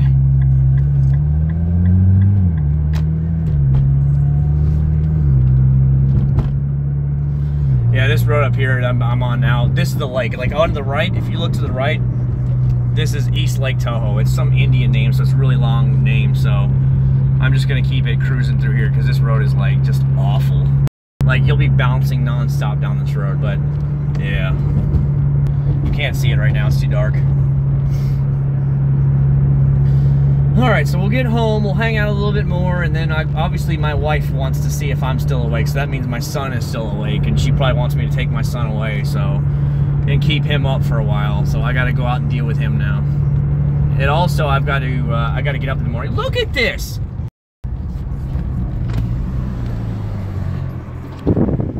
Bro, it's not even Thanksgiving yet, you have Christmas lights on. Come on, man, at least wait till after Thanksgiving. I mean, come on. Golly. We always put up Christmas lights after Thanksgiving. Like the weekend of Thanksgiving, that's fine. But you don't turn them on until after Thanksgiving. I just don't get it. It's like it's still a week away. But that's what I was always taught. You can put the Christmas lights on, but you don't turn them on until after Christmas. So the day after Christmas is fine, but, or I'm sorry, Thanksgiving, but not until Thanksgiving. That's just nuts, dude. But yeah, even my neighborhood, the entrance to my neighborhood has the Christmas lights on, and I'm like, geez Louise. Like outlining the big wall that's enter my neighborhood on, it's like, wow, it's a little...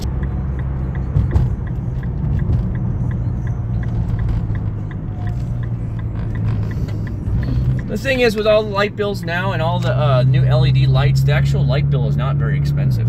I don't notice a huge jump in power prices when I put on all our Christmas lights. It's not really that bad. Maybe like $20 extra, but because I only turn them on, I don't know, 11 p.m. when I get home from work.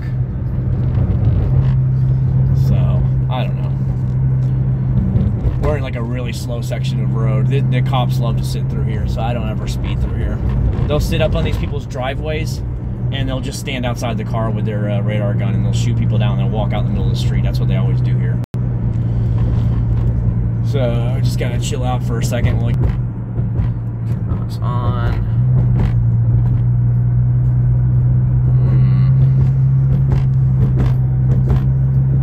Yeah, I've got too many lights right now. I can't change them to LEDs. I'm buying some a little at a time, but literally I probably have 50, 60 strands of lights, so it's too me to go full LED right now. You know what I mean? Dude, I'm driving like a New Yorker. Oh, it's only 30 miles an hour in New York. Why do you want me to go any faster? Oh my god! Oh my god! Dude, nothing but New Yorkers, New Jersey, and Puerto Ricans live here, and they all come from up there, and they all drive like 35 miles an hour. It's 45 on this road, so I'm used to doing, you know, 5 over. Oh my god, every Toyota Corolla you come across will only do 35 miles an hour.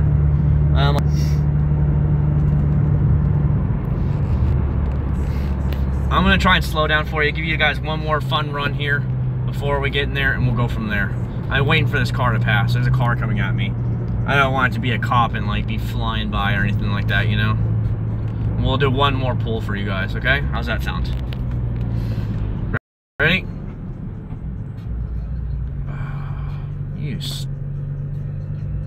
Yeah, that's California, that's not New York. All right, here we go.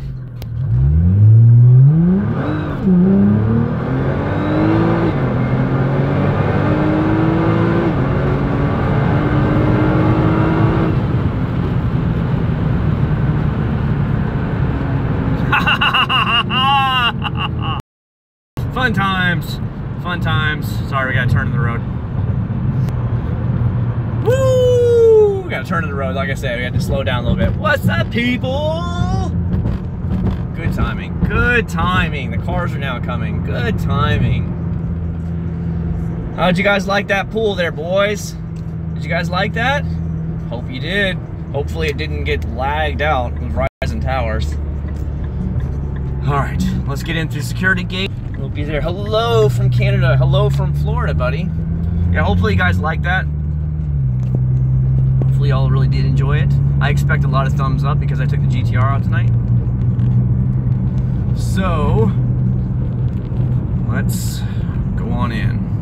Yeah, I'm sorry about that, Extreme. It's when I'm not in my house. It's going to deal with whatever the Verizon Towers can give me.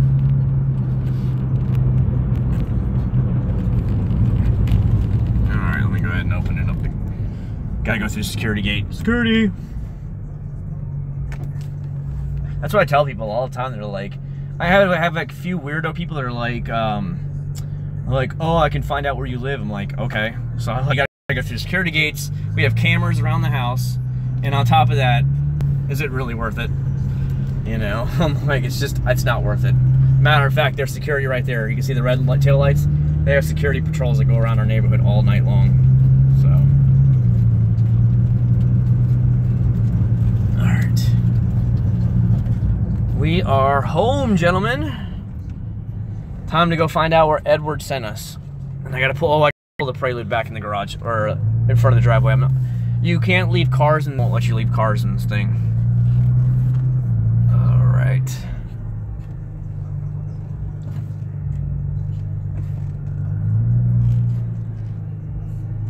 Boom.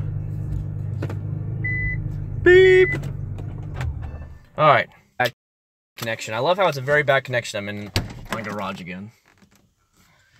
All right. Put the key away. All right. I don't get the very bad connection, guys. We're in range of my whatchamacallit connection. There we go. So, give me a minute to move the blue Prelude back in the driveway, guys, and then we'll do a quick unbagging or unboxing or whatever you want to call it. So, please hang in there. It still sucks. I don't know. I think it's because it's automatically right now connected to Verizon Towers. So until it disconnects or something, I'm kind of screwed here. I think it's stuck on them. It should connect back anytime now. There's the Prelude. But yeah, I'm not. All right, sorry about that, guys. Dealing with the Verizon Towers. And then it wants to jump back and forth in between that and Wi-Fi, so sorry about that. I'm back though. All right, good deal. Get in focus. All right, shut the garage door. Let's do a quick unboxing here, guys, because it is probably getting late, isn't it? And if you guys want me to get videos out for you tomorrow, I'm gonna have to go to bed sometime. So let me do an unboxing. We'll go from there. Here, let me turn this around real quick. So there you go. There's my P.O. box in case anybody ever wants to send anything. McCord 79, P.O. Box 702-649, St. Cloud, Florida 34770, extension 2649. So this is coming out of Princeton, Louisiana. So let me go ahead and get something to cut this open with. Here we go. I'm gonna get medieval on that ass right here. So big shout out to you, Edward. I don't think you're on right now, but oh, actually, I don't need it. There's actually a pull tab on the back. Sweet. I thought I was gonna have to get medieval on that ass with the pull tab, so give me a second to pull it. Hold on, I'm still here. I'm just covered up the actual screen. Alright. Okay, that didn't work out the way I wanted to. Hold on.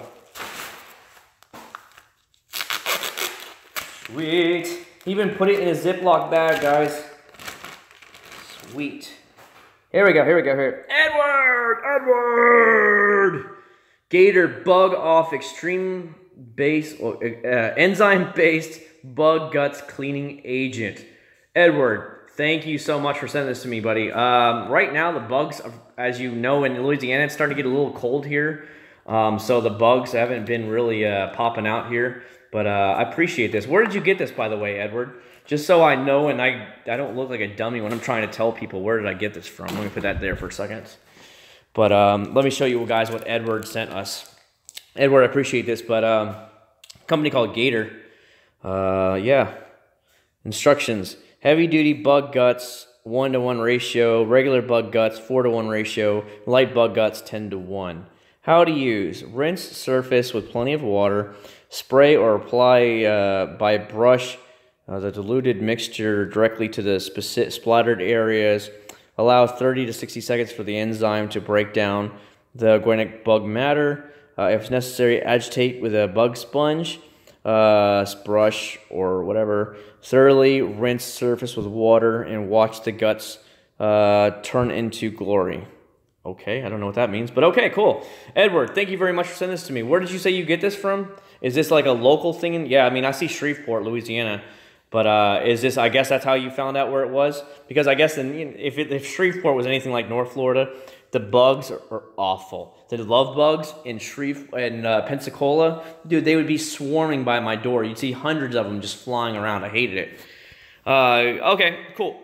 Cool deal then. Edward, thank you so much for really sending this to me. As Edward, you know, it's kind of getting cool. I heard in North Florida, it's already in the 40s at night, so the bugs aren't really everywhere right now. But as soon as I get some decent amount of bugs, I will gladly try this out. I really do appreciate you taking the time to send this to me, though. I really do. Thank you very much, buddy. Don't worry, you're going to get full credit, Mr. Edward, whenever it actually comes up. That I actually go to put this video out. As you can see, I still have one product that I have to say, and I have the 3D Advanced stuff that whatchamacallit sent me, but I just haven't had any cars that needed a waxing recently. That's why I haven't really tried it out, those products, so this would be really good, so I appreciate that. So if anybody wants to see where it actually is, here's the actual address. Gator Detailing Products. So I guess that's the website maybe, I don't know. And they're out of Shreveport, Louisiana, gatordetail.com. And there's their phone number right there. So, there you go. Riverbend is funny, huh? You were getting extreme close up. Yeah, you were. Because what it was is I laid the actual camera on the gloves. That's why. They're like, I have so many pairs of riding gloves. It's insane. Let me turn more lights on here. I have at least 4 or 5 pairs of riding gloves. These are the ones that match the ZX6R. So, these are Alpine Stars. Then I have my old Alpine Stars gloves in there. They're like this, but they're all black. And then I have Icon waterproof gloves for the winter. They're winter waterproof gloves. Here they are. See them? So they're full gauntlet gloves. So they're waterproof and they're really, really thick for like cold winter days. I have some white Icon. No, I have white Alpine Stars gloves that are full leather that I have with this bike, and then I have something else too. I'm one of these guys that has too much stuff. It's ridiculous. Thank you very much again, Edward. Thank you so much for thinking about me, dude. I just wish we actually had bugs now, because I'd definitely try this out right away. And that's cool that I get to see a new company out of Louisiana that I've never honestly heard about. So, dude, thank you so much. I really do appreciate that. I will promise you I will, in fact, use it. Man. So, what do we would like to talk about the rest of the night? The rest of the night is up to you guys. We'll stay up maybe another 20, 30 minutes, but I do need to catch up on YouTube. And I do need to get some stuff. I need to get some sleep so I can get up tomorrow and get videos out for you guys. So let me know what you guys like to talk about. We can talk about anything you all want from here on out, and we'll go about it. So just let me know in the comments below what you guys would like to talk about. You want to talk about Honda Groms? Well, I love the Grom. It's great. You want to talk about bikes? You want to talk about GTRs? We can talk about GTRs. Hopefully you guys were in here. You guys got to see that in those nice couple pulls there with the GTR. I hope you guys really did enjoy it. And we'll try and do something next Friday. I'm not sure I'll be back in town, but if I am, I promise you something very nice. So I hope a lot of you guys log on for me, and we'll do something nice. And then maybe something nice around Christmas. We'll do something for you guys, but that's only for you guys who are going to show up to the live stream. That's all I can tell you from here, and more to work about now. Talk about Trump. Yeah, he's doing a pretty good job, from my opinion. He's pissing off a lot of people, and when you stir in the pot, because you're actually doing what you're saying you're going to do, that's pretty funny. I like it. So it's like he's one of these guys that speaks his mind, you know, and I really think we need that in this country. No more PC political correctness garbage, you know, don't offend anybody. You know, sometimes people, you just need to be offended. It's the way the world works. Not everything is going to go your way, you know. So, I don't know. What else would you guys like to talk about? Yo, R, what up, yo? Yeah, dude, the green on the Ninja is a typical green. Here, I'll show it to you again from a distance. From a distance. Don't know what that song goes. It's that Bette Midler song, The Wings. Yeah, dude, I love this bike. It's a very beautiful bike. Green is my favorite color, by the way, so just letting you guys know. There's my helmet and the way I set up my GoPro on it for this bike. The GoPro sits in front. I have a microphone connected inside, so that way I can make vlogs or whatever I want. My other helmets are upstairs. I have a AGV helmet that's upstairs right now for that bike, so that's just the way it was. This is what was outside when I was riding it tonight. No. I have not wrapped or painted any wheels. All the wheels I have ever been stock. Of course, with my 370Z being an exception, I had the aftermarket raised Graham-Light wheels on theirs. Those were gloss black, and they were beautiful. I loved them. They matched the red car so nice. I was going to get some Volk wheels put on here, but I don't know if I can justify with wheels and tires spending $5,000 right now. I'm just like, man, $5,000 goes a long way onto paying down the car. And with me still owing $34,000, I'm just like, I don't really want to spend that kind of money. I'd rather be out of debt, and then if I want to buy wheels or whatever I want to buy, then I'm back to having loads of cash in my hand. Before, I had zero bills, so literally whatever the heck I wanted to buy, I would go and buy it. That was me. If I wanted to buy a new video game, if I wanted to go buy a new video game PlayStation, if I wanted to build a new PC, gaming rig PC for $1,500-$1,600, I didn't even bat an eye because I had all the cash because I had zero debt. This bike I paid for cash. My other car has obviously been paid for years. My 370Z was paid off, so I had no debt at all. So that was the way it went. What's up? Does niche mean?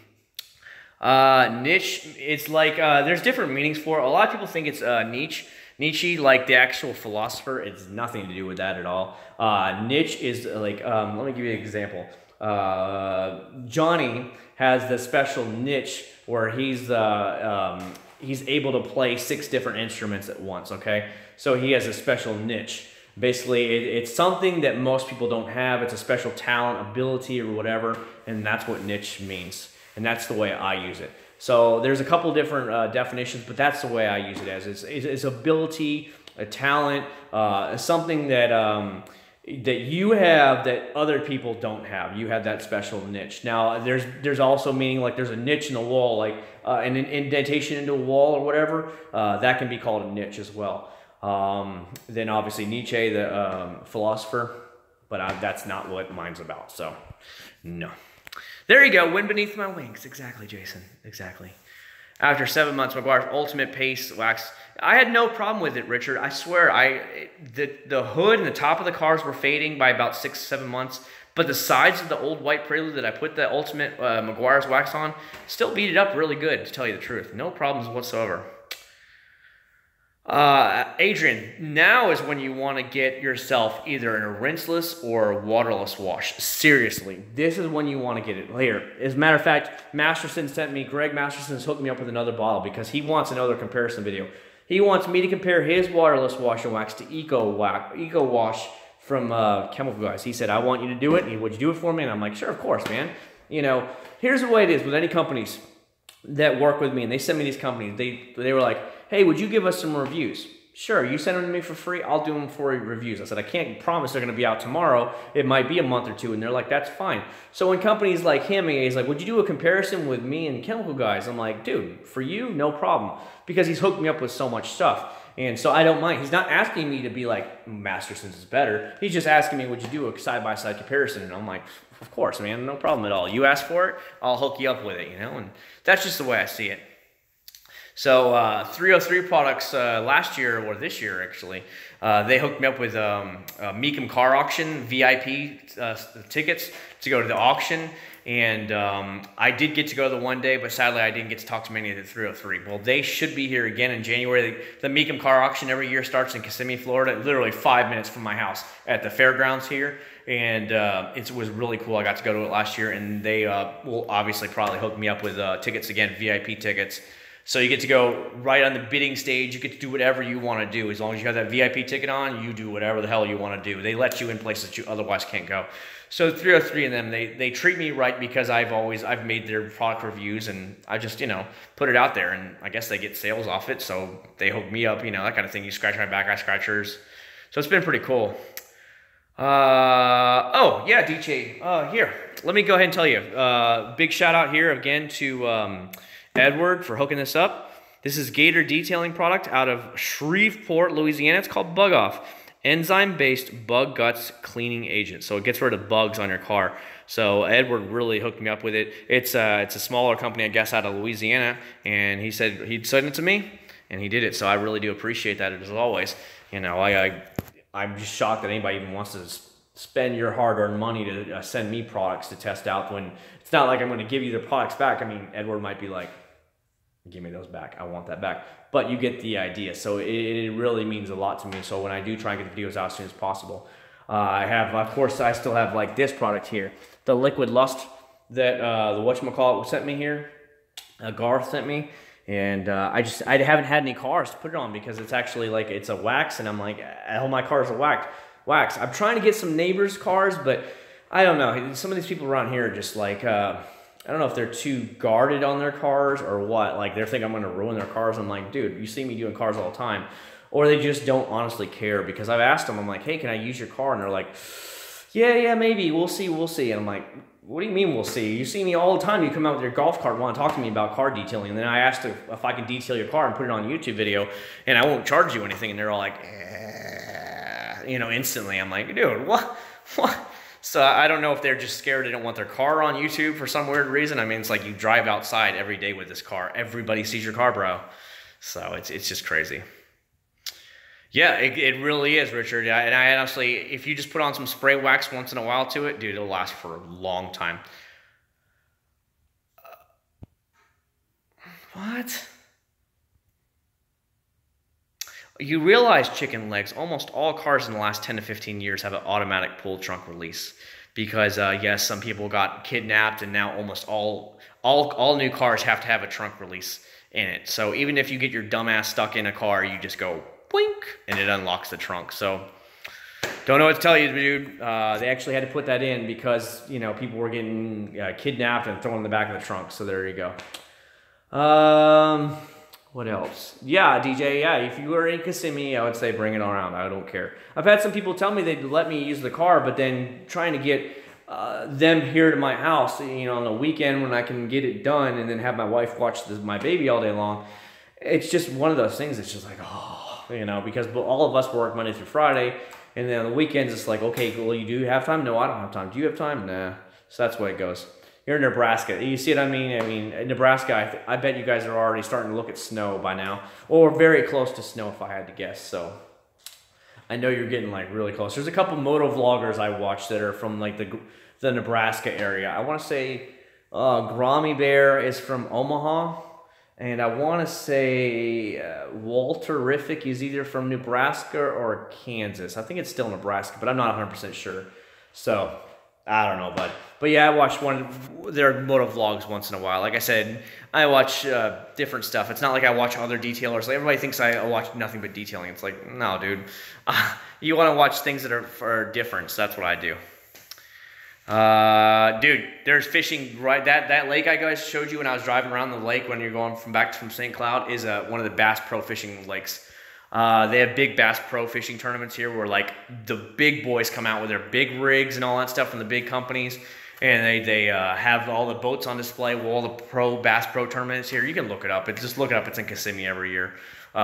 There's a lot of stuff down here in Central Florida, a lot of big stuff. I mean, I live about 15 minutes away from Medieval Times. It's that way. Whenever they say Medieval Times Orlando, it's not in Orlando. It's here in Kissimmee. So it's right on 192 heading that way, about 15 minutes down the road. You'll be at Medieval Times. Disney World is obviously right on the other side of Kissimmee. As soon as I just take the one road all the way through, and Disney World's on that side of Kissimmee.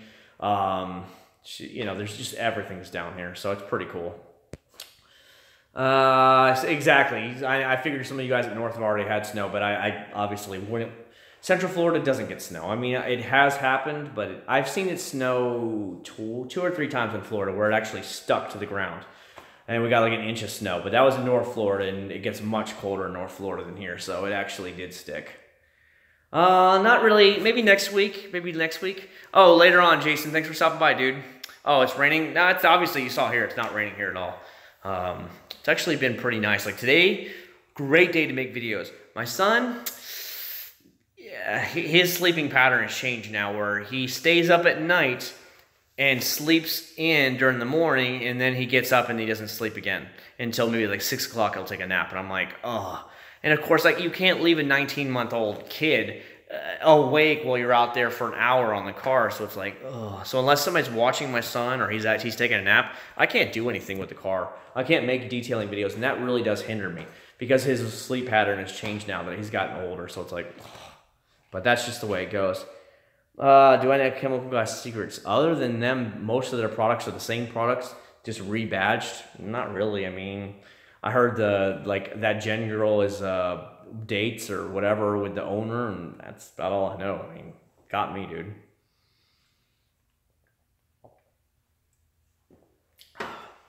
Get a little bit of a dry throat when you talk this much hanging out with you guys. It means a lot, though. St. Louis. I've been to St. Louis once. I've been to the Busch Stadium. We watched the Cardinals play. No, I don't know who Adam the Woo is. Sorry. No idea. You know, it's funny. When I make the videos and I come hang out with you guys, a lot of people ask me, do you know this YouTuber? Do you know that YouTuber? And I'm like, nope. Most of these people I don't watch, I guess. But the thing is, everybody has different flavors, you know, different tastes. You might like some things. I like other things. Some of the things I'd love to watch as soon as they pop on are like car reviews from your Motor Week, Edmunds, Cars.com, Auto Guide, Car Throttle. I'm subscribed to them. I like a lot of that stuff. I'm subscribed to some cruise channel stuff from cruise ships. What else am I subscribed to? One or two video game things anymore. Most of them I'm not subscribed to anymore. What else? A few other channels, and that's generally about it that I actually watch anymore. Oh, you see, I don't know. Yeah, well, obviously, you see how close Kissimmee St. Cloud is to each other. We're like, literally, we're 5 minutes down the road, you're in St. Cloud, as you saw. I have the Chemical Guys clay lube and pad lube. Oh, dude, I'm sure they're the same tailor. Most of their stuff is all the same. And, you know, I don't have a problem with it. If I owned Chemical Guys, I'd be doing the same thing. I'd be trying to milk it as long as I could, because after a while, I just feel like sometimes, are the companies going to keep going? You know, once I step to the side because I'm getting too old, is it going to be still pumping money aside? You know how it is. Once owners and original companies step aside of the company or whatever, it just most of those companies start to go like that. Even with my job, it's definitely changed. I mean, everybody be like, the owner would be rolling in his grave, the original company founder, because of how bad the practices are starting to get down, how they treat people, and just everything is terrible. What's up, Ravi? How you doing, bud? They're okay fishing. I would give them an average rating. Nothing more than average. Jet Seal is probably about one of the best products they make is Jet Seal, their sealant. It's like $30-something, but then again, if I'm paying $30-something, it better be good, and you know, it actually is. So I don't have any problems with that, but a lot of the other stuff is just kind of like, it's just average, you know. It's not stellar, but it's not horrible. Some of their products are watered down and kind of horrible, but for the most part, their stuff is just average. Nothing amazing, but it does the trick, you know what I mean? They have a good YouTube channel, I guess, that is a good selling thing for them, so there you go. Cars, I know I will be getting all the new stuff from Turtle Wax. They've already put it on their Facebook page as well as their Instagram, all their new 2018 products. So I don't know when they'll come in, but I guarantee you I'll get them first, because I'm always talking to their manager. I forgot what is his exact title. He's one of the managers of product development. That's what he is. He's a product development manager of Turtle Wax, and he's already told me, he's like, you're getting something at Christmas from us. So I'm like, oh, well, thanks. I don't ask for anything. He's like, no, your family's gonna get a nice Christmas present from us. So, it's that kind of interaction I get, which is really nice.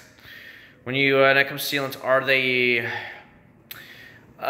You can put a wax on top of a sealant. As a matter of fact, I'll give you an example here. I have a full detailing video I made of detailing the Grom. I had never detailed the Grom yet. Seriously, I didn't wash it, didn't clean it at all. So what I did is I made a full detailing video. Sadly, it was so windy that day, but it was not going to be on this channel. It's going to be on my motorcycle channel only. But what I did is I used Masterson's Shield sealant on it, which is pretty good. It lasted me about 8-9 months before it finally started wearing off. And then I came back after I wiped it off after the 20-minute wait, and I put on his Carnauba wax on top to give it the extra protection and extra rich color pop to it. So it's definitely, you put on sealant first and then apply wax to it, and it'll increase it and make it even better. So the paint is still really, really slick on the actual stuff. I'm sure it's like all yellowed out, but just touching this, it feels like it's on ice. It's so slick still. And I've even driven this twice since then, and it still feels really good. I mean, it's just, it's awesome. So after I washed and detailed every little crack and stuff, I actually put sealant on the headlights. I put sealant on quite literally everything there was. So I put sealant on the actual gauges. I put it on the mirrors. Everything, absolutely everything I put sealant on here.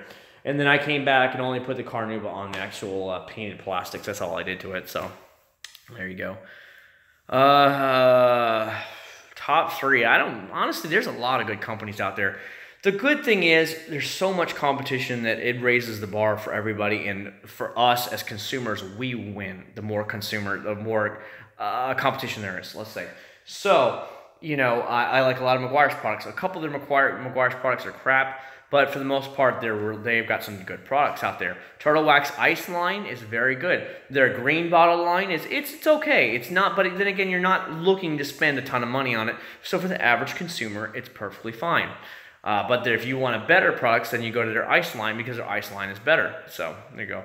Hey Justin, what's going on, buddy? Thank you very much. I really do appreciate it. Yep, there's the Grom right there. It's all got every bolt-on mod that you can have. It has it right now. The next thing I got to do to the Grom is actually I'm going to get rid of the stock seat. I hate the stock seat because it has this hump right here, and then it levels off again. So you're like shoved forward in it, and it starts hurting your butt after a while. So I want to get a really nice seat on the back. But everything else is bolt-on wise. It's there, man. Everything is on there. So everything I spent all the money on the mods immediately. So it works out really good. I don't pay attention to football, honestly. Hold on, GT. You see? Taking a knee for football. That stuff's so stupid. And they wonder why so many companies are pulling advertisements and people aren't watching anymore. Idiots. Idiots. You're working at a job, and if you want to you guys want to know my real non-PC realistic talk about that, you're at a job. You go protest outside the company, whatever you want to do, but once you're on company time, you protest, you might as well lose your job. I mean, my company would raise hell if you try to do that kind of stuff. You try to protest on hours on the company property, they'd be done. You'd probably be pulled in, and you'd be fired and all that stuff, and you'd be fighting to get your job back. So that's just the way I see it. I don't mind if somebody protests; it's your right to protest, but not while you're at work, and especially not during the anthem. That's my own feelings. You guys have your own feelings on it. That's totally fine. I'm not trying to argue with people, but it's just what I feel about it. So that's why I was just goofing off with that. What in my phone am I using? My Samsung Galaxy S8 Plus. The front camera that you're viewing me on now is only, I think it's 720p quality, where the rear view camera and the back can go up to 4K. But then again, you wouldn't see my face, or I wouldn't see you guys if you're whatever you're writing. So I'm having to look at the screen and looking it back at me at the same time. Extraction techniques. Yeah, I don't know. They're hurting their own. They're shooting themselves in their own foot. So it's like, meh, whatever. My wife has a brand new iPhone 8 Plus. We bought it for her a month ago. We got her brand new iPhone 8 Plus. So it's pretty nice. I'm just not an iPhone person. You're paying for a name at this point when Samsung has technology that has the same technology, has been out for years, and you're just now getting it. You're buying a name. That's all you're doing anymore. There's really no more to it. Like Harley Davidson motorcycles, you're buying the name Harley. Their quality isn't anything near what Japanese motorcycles are, but you're buying the dumb names, and so you can go and annoy half the neighbors. And I hate it when there's neighbors down there as a Harley, and every time it starts up, it's like, oh my God, drive away already. It's so loud. It's annoying. So, but that's all most Harley drivers are. Harley riders are, is really annoying people. So it's pretty funny. I'm like, shut that crap off. I have an exhaust on both of my bikes, but neither one of them are as loud. Unless I'm like revving it up, neither one of them are as loud as those Harleys down the street. Ugh, give you a headache.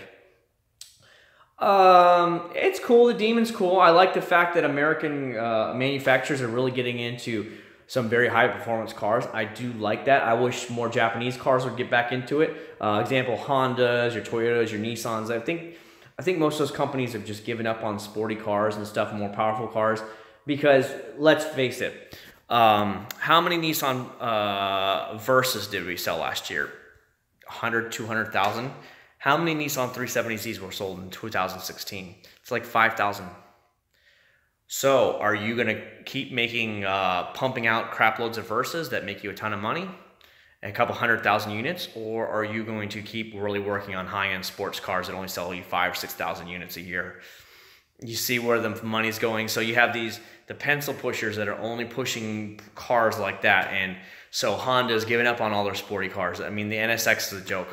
Nobody likes it. It's overpriced trash. It's slower than the GTR, and you want to start prices at 150,000. It's like, no. So it was a complete flop from the go. Other than that, they don't make anything anymore. And it's just sad where Toyota is the same way. Toyota makes nothing. You think the GT86 is fast? That my blue Prelude is faster than the GT86, and that thing was designed back in the mid-90s. The first year of that generation Prelude was 1997. So a 1997 Prelude can beat a 2018 Toyota GT86. It's sad, but it's true. It quite literally beats it if you put them side by side in a race. It's a joke. And there's just nothing. Nissan, that's why Nissan isn't re-upping the Z. They are just dragging on with the 370Z. It's been out for 8-9 years now because the money's not in it. There's no money in making those cars if they're only selling 5,000 or 6,000 units. The sad thing is they're not listening to the young customers. The young customers are like, please give me a new Silvia 240. Give me something that's $20,000 with 240 horsepower that we can use. And they don't want to listen to the company. They don't want to listen to the people that are actually buying it. And you wonder why the cars don't sell. It's like because you're not making the cars that people want. If you made the cars that people want, then you would actually get a lot of sales. Now, is it going to sell as many as a Nissan Rogue? No, of course not. But you'll probably sell 20,000, 30,000, which then makes it worth you keep buying and making more and more. Back in the 90s, they were hot. The Nissan Silvias were hot. The 300s were amazing. Everybody was having. They were everywhere. But, then they decide, well, SUVs make more money for us and they sell more, and it's just the way it goes. I think Rogues right now are the #1 selling for their size car. I mean, if you're selling 400,000 Rogues a year, like, again, are we going to go back and redesign that Z and spend millions of dollars if we're only going to make 6,000 a year? That's just the way that these companies are seeing it. The money is in the SUVs. It's not in the sports cars anymore. Yeah, and it didn't work out really good, dude, did it, Adam? Nobody wanted them. Nobody wants them.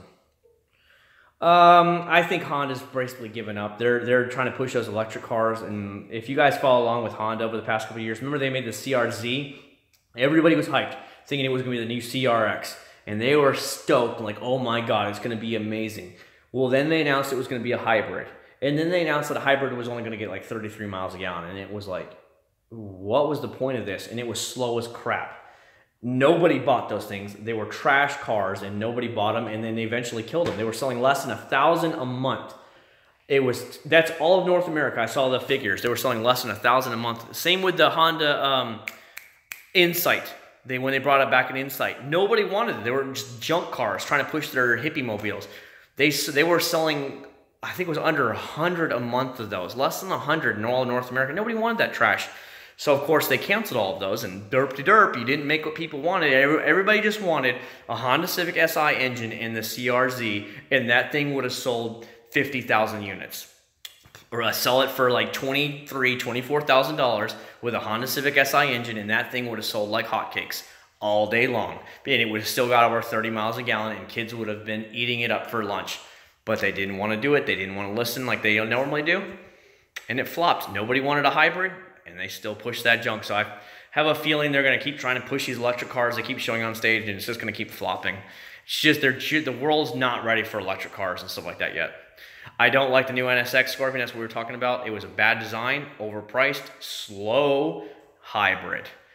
The GTR, brand new, is $100 grand, and you're gonna MSRP, and you're gonna put out a $150,000 car that's slower than that. Why? Why do you even want it? You're not even in the same ballpark. Everybody wanted a standard V6, maybe a twin turbo V6 engine, had somewhat of the looks of the original NSX, and that's all they wanted. Sell it for $100 grand like a GTR. That's all we want. Nope, you wanted to go all hippie and make it a hybrid, and it's slower than a GTR. So I'm paying 50 grand more to say I drive a NSX where I can have a GTR that smokes it? Nah, it's time to let it go. And that's what happened. Nobody wanted it. Overpriced. It wasn't like the original NSX in any way, shape, or form, and it just kind of flopped. Aztek, yeah, you might as well get a new Aztek. But then again, Pontiac isn't around anymore.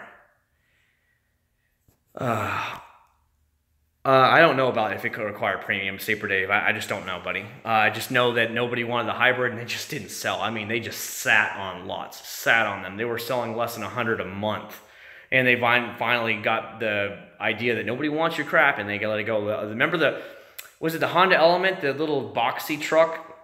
The only people I ever saw driving those Honda Elements were 50 and 60-year-old women that were trying to relive their younger youth days, and they were the only ones buying it. And the same with the Nissan Juke. You guys hear the Nissan Juke has been canceled? They're not going to make it anymore.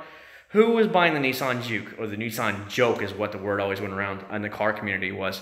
It's just the old hipsters that wanted to be young and crazy again, and that's who the only ones that are buying it. Now they cancel it. You're not going to make it anymore. So just shows. So no, fishing, you're hearing real wild opinions.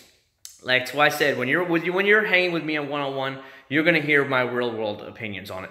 Of course, you know, you can't say some things, but there's some things that, you know, everybody might as well hear my opinions. If you're gonna tune in and hang out with me, you're gonna hear the real straight-up facts. I might be wrong, so be it. But that's just the way I see it. I would have loved to have a CRZ with an SI engine in it with 205, 210 horsepower, and I think it would have been a blast. Great little get-around car, 30-something miles a gallon. Don't have to worry about no hybrid garbage. And it would have been quick. For, you know, $23,000 car, it would have been super quick. You know, you can't, and that would have been perfect for the teenagers, perfect for the guys that are in their 20s that can't afford an expensive car yet. $23,000, perfect. And it had a decent little looks to it, a little hatchback. It would have been a great little hot hatch doing like, you know, 0 to 60 in like 5.6, 5.7 seconds. That would have been great for a young man or young woman to have. But they didn't listen, and everybody went, so that's what happened. Exactly, what happened to the Scion? Scion is now, I don't know if they call it anymore. I think they got rid of, they don't even make the Scion anymore, the thing. My wife's brother has one of those. When he comes down here to visit, he has one of those, little XBs or whatever it is. Their dad paid for it or something like that. He helped pay for it, that's all I know. I don't know, just not my style of thing. I'm not into the whole boxy scene. I like a nice curve, you know, curves and stuff like that. The Camry is way better than the Accord. I don't like the chopped off nose of the Accord, and I hate the taillights of the Accord. You guys want to know a funny story? Last week, remember, I had to take in my 1991 Honda Preludes battery to the dealer to swap it out. But I had my son with me. Well, I had the GTR, so I put the battery in the front seat, or the front floorboard of the GTR, and I took it into Honda. You want to know the looks I got driving the GTR into Honda? It was like, I want to ride in it. I want to go for a ride. Can I check it out? And the funny thing is, I parked nearby service, not even in a parking spot. And I explained the situation. I was like, hey, I get a battery. Where can I take it into? Over there. I said, well, I have a baby. I said, can I get a hand with it so I can take the baby in there as well as a thing? Yeah. Hey, help him out real quick. Come on, man, help him out. And it was just, you get treated a lot different when you roll up in a car like this. And then I wasn't even in a parking spot. And I said, do you need me to move my car, sir? I was like, I'll move my car. They're like, no. You can leave the GTR right there. It looks perfect out there. I'm like, okay. So you get the different attitude where if I would have came up in like a Honda Civic, they would have probably been like, take that crap over there, go park it out of the way. But I was blocking a lane and they were like, you do whatever you want, just leave it. And it was pretty funny getting those kind of looks. And you know, Honda, I'm glad they bring out the Civic Si or the Civic Type R, but they need to expand it and make more sportier cars again. They really need to bring back a Prelude or maybe an S2000. You're not going to sell 100,000 units of it, but you will generate more interest in the company again. And I think that's what they really need to work on. I don't know. I don't like the looks of it. The new whatever. Every time they show you like the covered up look of the Supra / BMW Z car, it just looks ugly. The lines, it looks like a GT86. It just looks ugly. It doesn't look sexy like the 90s Mark IV. The Mark IV Supra is to die for. It is gorgeous. So sexy. Oh, love it. But then again, those values are going through the roof in them because of that. So that's the way it goes. So I don't know. Scion is Toyota. Scion was made for young people, young adults, fresh out of college, young people that wanted something cheap and easy. So Toyota used some of their cheaper cars. They brought over from Japan, some of the ones that they new models they have, and they sold it under the Scion name. And Scion said, well, we won't make a haggle price or anything. Like if you went into Scion back in the day, whatever was on the sticker, you had to pay. They would not negotiate with you 1 cent on that thing. So that's basically all Scion was supposed to be, and it turned out to be just kind of a dud of a company, and that's why they ended up canceling it. Like, they didn't make any exciting cars. There was nothing to it. You have the XA, XB, I mean, it was just like boring, dull boxes. Nobody wanted them, and it just, all the people I ever saw driving Scions were old people. That's it. So it's like, it was doomed to before it even started. It was done. So that's why I think, what cars did they bring over? The IM is like a hatchback. They call it the Corolla something. It's a hatchback Corolla. They brought it over and they call it Corolla IM or something now. And the GT86, which of course was the Scion FRS, they brought that over. They put it on the Toyota badge on it. Like over in Europe and everywhere else, they still call it Toyota anyways. I think that's the only 2 cars they salvaged. Every other car was let go. They canceled all the cars. So, that's the way it goes. Younger people, like, what younger people? The only young people I ever saw driving a Scion was girls that their daddy and mommy paid for a Scion TC, and that's the only people I ever saw driving Scions that were young, was young girls. Guys rarely ever drove TCs. It was always a girl. If you wanted to find a girl in a car, look for the Scion TC. It was almost always girls. Just the way it was. And they never cared about cars. They didn't care about performance. I mean, those cars were slow. They had like 150, 160 horsepower. They were not fast at all. I test drove one and I was like, whoa, this is awful. So, whatever.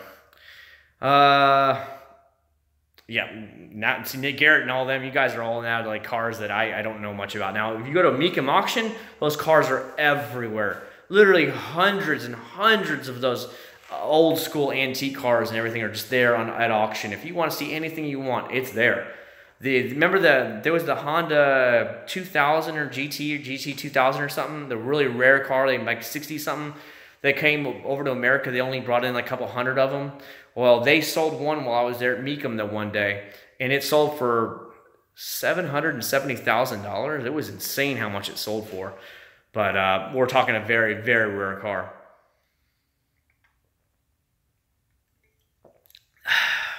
Thirsty. So much hanging out with you guys. R390, I don't know, buddy. I just don't know. Now, I know the Skylines they're actually going up in value. So if you guys were to import like a GTR Skyline, a 1991 GTR Skyline 2 years ago, the actual values are going up on those because of the Americans are snagging them up as fast as possible, because the American rule is, if it was never sold in the United States, you have to wait 25 years to be legally allowed to bring it into the United States. Legally now. Understand the legal. Unless you're one of a very few select cars that the numbers were so small that the government has okayed them to be here. It's like a kind of a show car thing. But you have to get a lot of stuff. Otherwise, as long as it's 25 years and older, you're good to go. You can bring in whatever. So the GTRs now are just flooding the market right now. The original GTRs, there's so many new importers popping up across the nation that GTR prices went from a couple of years ago, like $12,000, $13,000, and this is real now, $12,000 or $13,000 for a great condition R32 GTR. Now we're selling for $21,000, $22,000. By the time you get the shipping, pay shipping and everything over here, and all the fees for all the taxes and stuff, you're paying $25,000, $26,000, $27,000 for the same GTRs. And they every single couple months they're going up by another $1,000. It's insanity how fast those cars are selling for and how much they're selling for. And almost all the ones they said are going to auction in Japan, or almost all of them are coming to the United States because everybody wants them over here. I mean, a car, that 1991 car with four-wheel drive, 300 and something horsepower to the wheels, it's just like, people are just like, I need to have it now. And it's a bargain deal. You're smoking people and you have a very rare car. So the Americans are going nuts on the secondary market trying to buy up all the used ones. You have a question. You're more than welcome to ask me a question, buddy. How long did Eagle One's Nano Wax last? It was around 6 months. It's been a long time since it's been put on. I haven't heard from Eagle One since they were bought out by Energizer. Eagle One was bought out 2 or 3 years ago now. They used to be really cool with me and they were really nice, but they got bought out. And when they got bought out, they just they fired all the people that worked there, as most companies do when they get bought out. They let everybody go, and they took over the rights to the company, and that was it. That was the last time I heard from them. I even met them up at, they were at one of the car shows, Good Guys car shows up here in Kissimmee, and they were with their travel trailer, and they recognized me, and they were talking to me. They gave me a bunch of stuff, but that was the last time I heard from them. Seriously, they were all fired. Like within a month of being bought out, they were all let go. My contact that I used to deal with, he knew that he was getting let go, but he wouldn't tell me. And that Saturday, he sent me 3 giant boxes of next day or Saturday delivery of all of their products that he had, like multiple boxes of them, because he knew. And by that following week, he wrote me and said, "Sorry, my job's gone. I gotta go." He's like, "I hope you got our box," and he's like, "I really hope you appreciate it, man." And I was like, "Dude, you're the man." And I felt so bad because the guy was actually fired. They let his job go because, you know, why do you need them anymore? So sad to see it. But I found him on like Facebook, and he works at some other company now, so it's good for him. Even with Turtle Wax, the guy I dealt with for a long time, Ken Baker, I don't know what happened to him, but he's not there anymore either, so it kind of sucked. I know a lot of products have not been looking. Let's get any products until. Yeah, here's the deal with Jay Leno's thing. I have a feeling he just put his name on some products because he's going to get a cut of those products, and he doesn't give a crap about detailing because obviously he's not into that. He pays other people to do it for him. So he put his name on there so he can get a fat paycheck from them. I remember watching one of the videos, the documentaries that he made. He said in all of his years that he worked as a TV host for all those years, like 20-something years, he never spent a dime of that money. Not one dime of that money. Can you imagine how much money he probably has then? The only money he spent, he bought all his cars with and all his stuff, was when he did speaking engagements or like stand-up comedy shows or speaking engagements that he was hired to work at. That's how he paid for all of his cars, his huge home, his warehouse that he keeps all the cars in, all his mechanics. He does not spend any of that money. So God, he must have like $400, $500, $600 million in the bank account, if not more. God only knows, because he never spent any of that money, which means it's just piling up interest over time. It's just got to be out of his mind. So it was a really cool documentary of him. So what I'm thinking is he just slapped his name on it. A company came up to him and said, "Hey, well, what if we put our stuff on it? Would you be okay with it?" So, and I think that's what generally happened. He's just kind of put his name on there and just wanted a quick buck. So I don't know about trying his stuff. If he was a hardcore detailing enthusiast before, that's fine. But most of the time he just leans over and goes, "Okay, tell me about the car. What did you think about it?" "All right, hey, back in the 60s and you know." That's about it. I love his channel. I watch his channel once in a while, but that's generally about him and any of his cars. And he goes and rides around because he pays everybody to do everything for him. He has his own crew of mechanics in there that rebuild old cars, antique cars. He doesn't do most of it. But, you know, when you're on that level, why should you do it? What's up, you guys? I see you all coming in here. Well, the thing is, when Dub paid Meguiar's to make their products, so they were basically the same things. Yeah, good news, Nano Wax. Just honestly, their Nano Spray Wax is really good. If you can get your hands on Nano Spray Wax, It's very good. Very good. But it's a little bit hard to find. I think it was around like $18 for it, but it's a good product. Very good product. I don't know if I still have it over here. If I did, I'll show it to you real quick. But yeah, it's somewhere in here. But I'll be glad to show it to you if I can find it. Bear with me, guys. I don't know exactly where it would be right now because I haven't seen it in a while because I have too many products. I know that sounds pretty crazy, but God only knows where it's at, and I'm not seeing it right now. My God, I don't even know where it is anymore. But it doesn't matter. It is a really, really good product. This is a good wash. If you ever need a good wash, guys, seriously, go pick up some of this. This stuff is so slick, so rich. And the suds never die on it, so it's a really, really good wash right there. And you can easily pick it up at any of your AutoZone, Advanced Auto Parts places. It's around like $10, but it's worth every penny.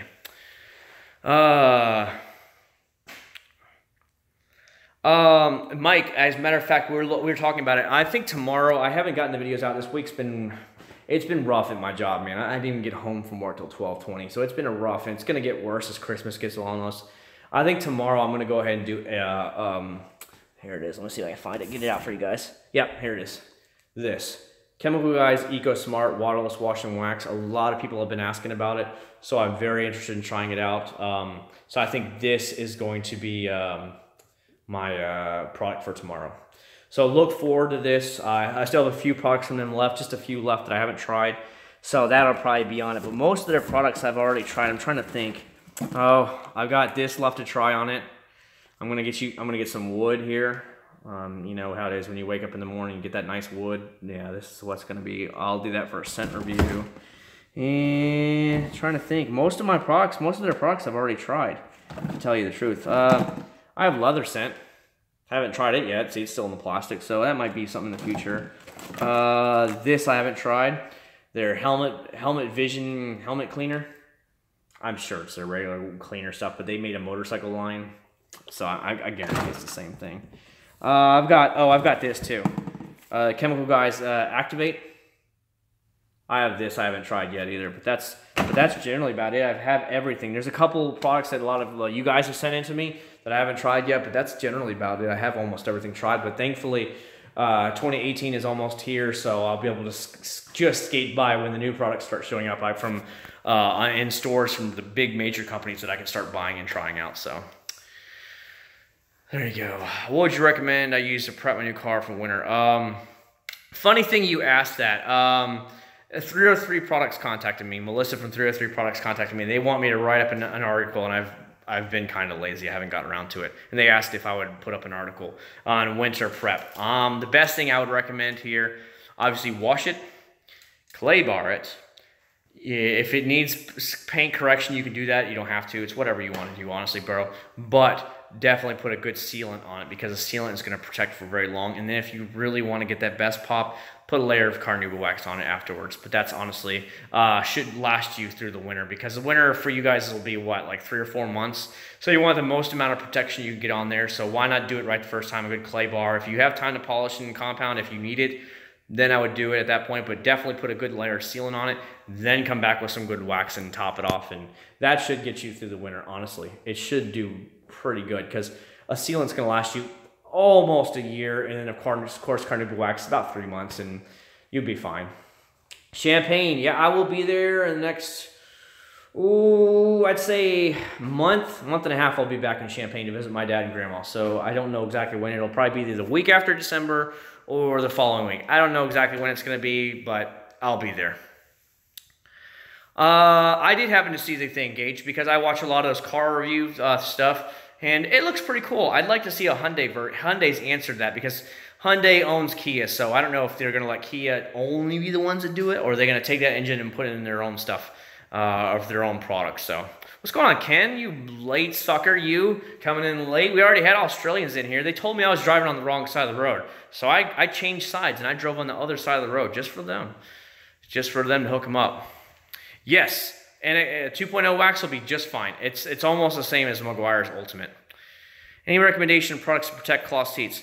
You need to get yourself a fabric protector. The funny thing is, like, I've got all these companies sending me fabric protectors. Make sure it's clean first. Here, Masterson sent me their brand new fabric protector. I haven't tried it yet, but they have that. Funny thing, again, like I said, 303 Stain Guard product. I haven't tried it yet. They sent it to me. Superior stain protection, prevents stains, helps repel moisture, non-flammable, like I really care if it's flammable or not, but for auto fabrics and carpets. And I'm gonna tell you, 303 makes some high quality stuff. Very good products, very good products. Dude, exactly. 303 Fabric Guard. God, it repels water better than I've anything ever. That's why I put it on the motorcycle jacket, and I made that video for you guys just to prove it. Amazing results. It held a whole bottle of water in it, and it never seeped through at all. It was completely dry. It's amazing. I put it on the rug when I first tried it out on my 370Z, and it won't seep in at all. It's amazing. So definitely, but the thing of the 303 Fabric Guard is, it stinks really bad. So do it outside, open up those windows, let it air out before you get in the car. You will be gagging because it's very powerful.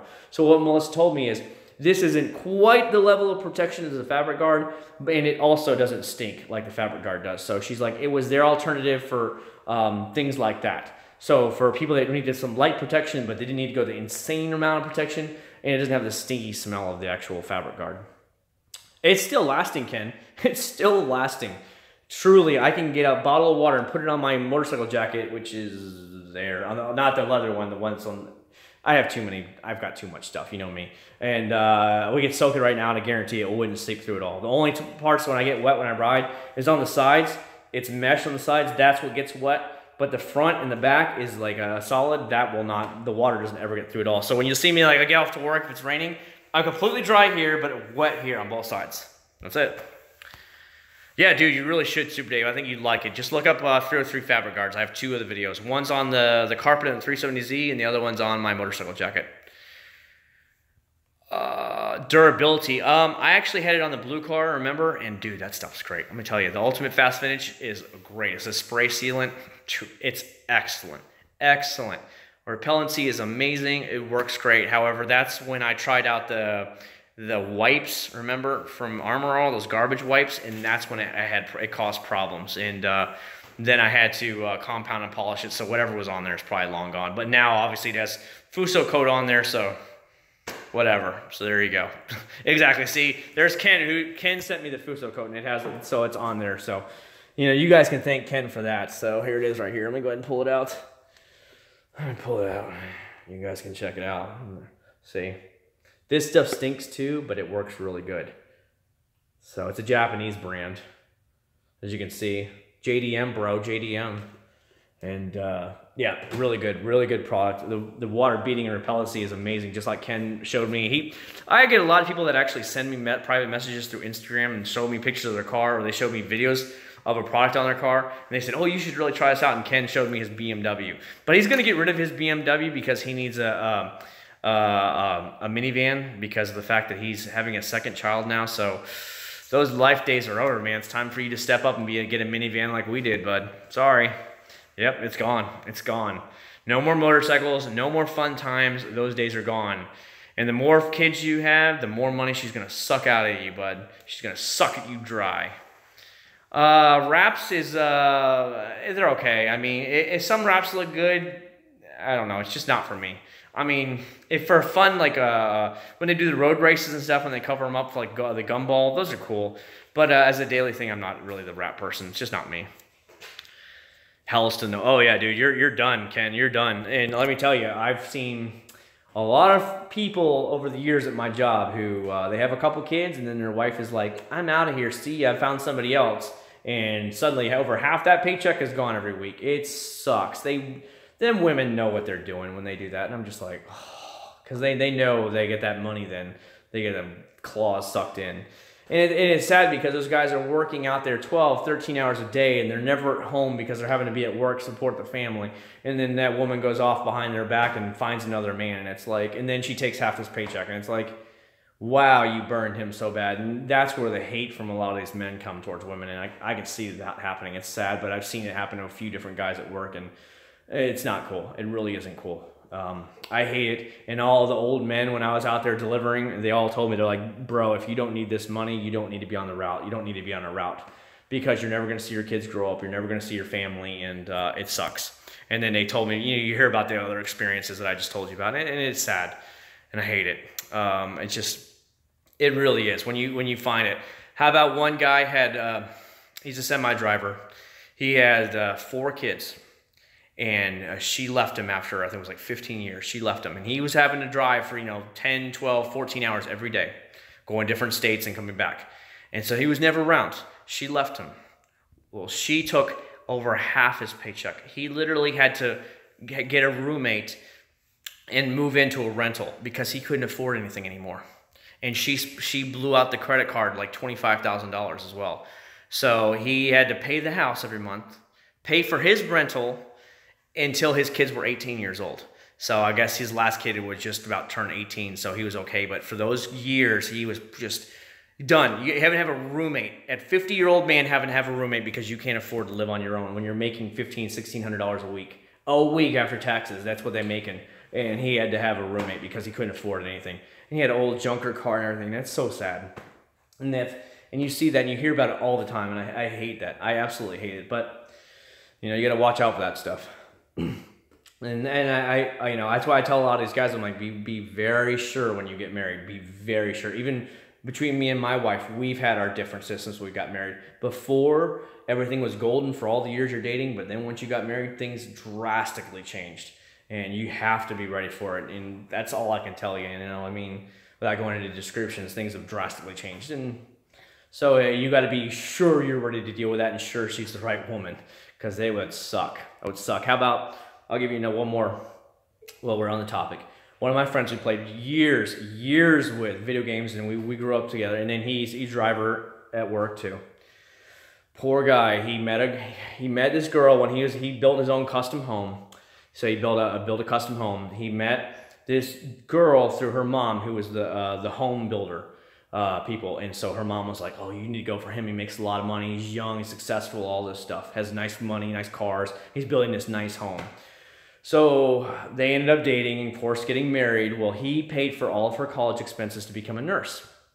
Come to find out, one of the other guys that I still talk to once in a while, he said she lasted 6 months and then said, "I'm not working anymore. I'm going to stay home and take care of the kids." Your kid's 12 years old. You don't need to you don't need to watch him anymore like that, okay? And so she up and quit after he paid for all of her college to become a nurse and paid for everything. Gave her a nice car, brand new. I remember she got a brand new Lincoln Aviator, all the fancy clothes, all that stuff. And she quit after a couple months of being a nurse and says, "I don't need to work anymore. You can pay the bills." I was like, oh shit. And it's so sad. Yeah, dude, being that I was in 2 Navy towns my whole life, half my life, yeah, you hear about all this stuff. It's so sad to hear that stuff. Yeah, you imagine that. Imagine paying $40,000 to $50,000 in college expenses, all the credit card bills, everything, and you're the only one working for all those years, and then she ends up working 6 months and quits and says, "I don't want to work." Like, yeah, you need to work, honey. I paid for all that stuff, and that's kind of stuff I would be like, you might want to work or you're going to take a hike and you're out of here. So it's sad, but it happens. That's why I try to warn young men. I'm like, be sure. Yep. It is hard. I like to hear from men that are older than me so I can learn a little bit and I can take some warning. But when those older guys said, "Dude, if you don't need the money financially, get back in the building and don't be on this route because you're never going to see your kids and you're never going to see your wife, you better do it." So I listened to the old men and I came back off the road again. So, well, I'm sure men do it too. I'm not trying to be judgmental of all women, but it's just what I hear being a guy. You hear, of course, all the one side of it, so it's the way it goes. I as you guys know, my wife is a doctor. So, of course, many male doctors know they are doctors, and they know those hoes are all over them, okay? And you hear the stories about it when they're Dr. Dreamies, let's just say. And those nurses know they make all that money all the year round, and them wives aren't giving them loving every time anymore when they want it. And those guys are like, "I want some loving after I get home from work. I keep you in these nice Mercedes and all this stuff, and you don't do anything for them anymore." And those nice nurses know what they got. My wife tells me all the time.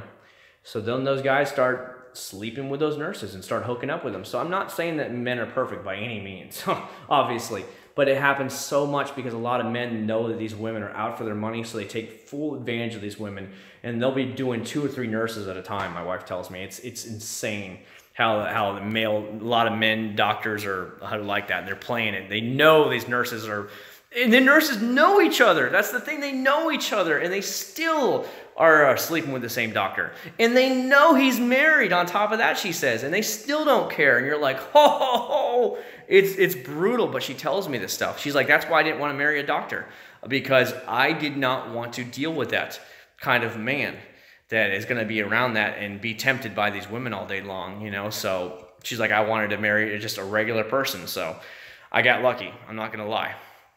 So there you go. Have you tried Nanoskin clay? I have not for the polisher. No, I haven't. Yeah, dude, Richard, the truth. Many male doctors can pull out the hottest girls in the world. It doesn't matter if you're an ugly guy or not. As long as you're making a big bank count, then women know what they want and they're gold digging. They're going to come for you. And it happens to a lot of them. And you will get some stellar women out there that'll be like, hey, and you're like, you wouldn't say hi to me if you didn't know I was a doctor. And that's generally what happens. Let some of those guys that are millionaires go out there on the street that don't look so hot, try and find a girl and see what they say. Then tell them that there's some CEO of some company or some big owner that's some sports player, and suddenly those women are like, oh, hi, how you doing? And you see that all the time. And that's generally the way it is with doctors, male doctors. Then women find out they're doctors, especially nurses, because they're around them all day long. Oh, your wife's not putting out for me every day? Your wife hasn't put out for you in 6 months? I'll put out for you, and I won't say anything. And that's generally how it happens. It's just like that, it's gone. So, but that's what my wife told me. She's like, them guys, when she was in med school, and there was just everybody was sleeping with everybody. Half the male doctors were banging all the nurses and stuff, and the medical assistants. She's like, I don't want to deal with that. She's like, I don't want a male doctor. So to be married to a doctor, that is. So you get to hear a little bit about my life story. So that's what's going on here. So no, I don't get that anywhere I go. It's not like people are like, oh hey, you work for UPS? Oh, okay, what's up? You know. Would that be a product to try? What do you mean, a nanoskin clay bar pad for dual action polisher? I don't know. I mean, clay barring by hand is not hard, especially with like the nanoskin products like Rev Automotive's here that I used when I used the stuff. It's here. See how it's like that nanoskin right here? It's really, really easy to use. So it's like, I don't know if I'd even want to bring out the polisher because it doesn't take long. Even with my Eagle One mitt here, the surface prep mitt, which is basically nanoskin. I mean, it takes me 10 or 15 minutes max, and the whole car is already done. So I don't know if I really want to bring the hassle, bring out a DA polisher just for that. I mean, maybe it's a fun toy to try, but I don't know if I want to try it all the time. Like, cause it's like if it's gonna take me a little bit to do it with a mitt, I don't know if it would be worth breaking out the DA polisher when it sits in the closet unless I need it. You know what I mean? So. There you go. Man, my throat is killing me. What time is it, guys? All right, guys, it is almost 4 o'clock in the morning. We're going to run this for 5 more minutes, and I'm going to go ahead and head to bed because if I'm going to make some videos for you guys and put it out sometime tomorrow, I need to get some sleep. So let me know if there's any last-minute questions you would like to know about, anything, whatever you want to talk about. We'll talk for 5 more minutes, and I'm going to go ahead and kill the live stream. So let me know now in the comments below, and we'll talk. We'll chat, you know what I mean? And whatever you want to ask about, shoot it my way. It can be car related, detailing, whatever you guys want. Let me know. Good air freshener. The ones that last the longest for me has been the Eagle One and Meguiar's and Turtle Wax. Those have all lasted me right around 2 to 3 months. The ones that are like car bombs, they all lasted me for months on end. Oh, well, geez, maybe I do need to set my watch, but I don't really pay attention. Either way, it's only, my phone is only at 7%, so I couldn't stay up longer anyways. My phone's at 7%, so just let you know. Thumbnails. Oh, dude, I appreciate it, dude. I always trying to have fun, you know? When we're hanging out together, I try and have a good time.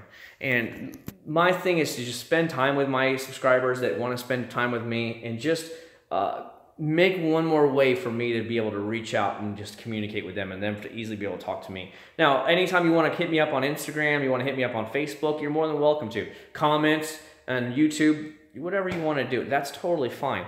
But if you want to have a immediate answer and immediate feedback and what's really going on, then the Friday night hangouts are usually the best way for me to do it. So, and then I get to really see who's really interested in hanging out and really interested in my YouTube channel. Because as a YouTuber, it really does hurt when, I think I have 18,700 subscribers, whatever it is, maybe it's 800. I don't know what exactly it is at right now. But the average video only pulls in like 1,000 to 2,000 views every time. And over time, it'll go up, but for the in-between time, that's all I get view-wise, and you're just like, where the heck are the rest of the 16,000 subscribers at? And they're just non-existent.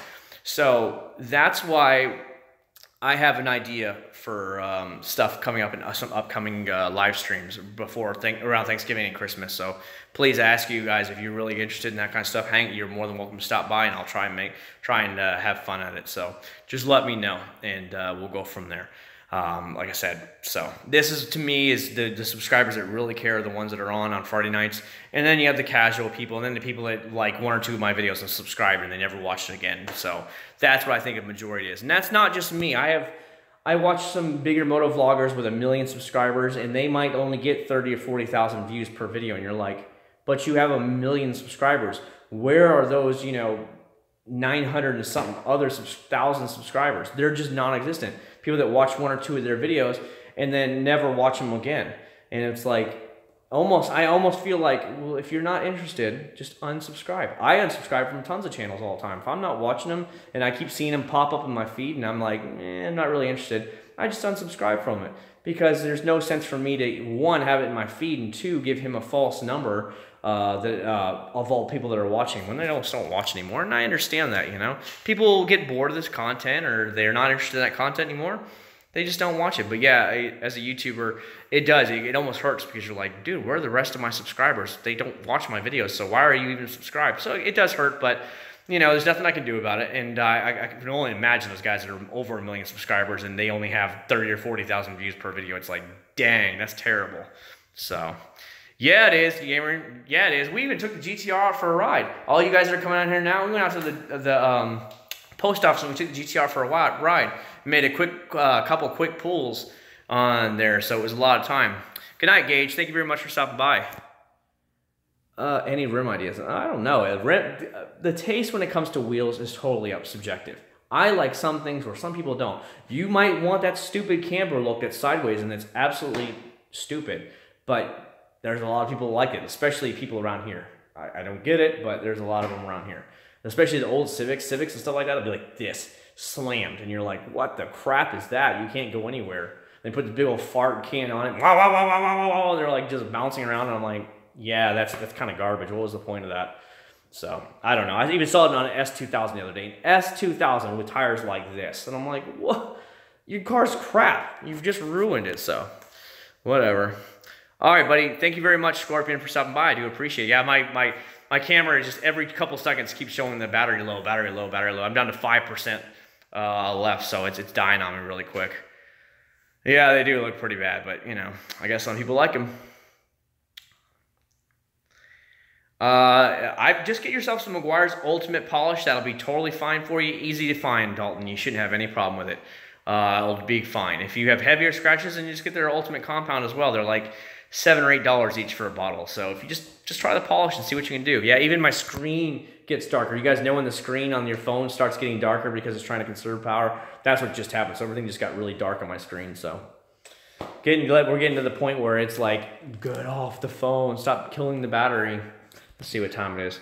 All right, we got about a minute left, so let me know any last minute questions, guys, and we'll talk about it real quick, and then I am outie and out of here. Where did I put my can of drink?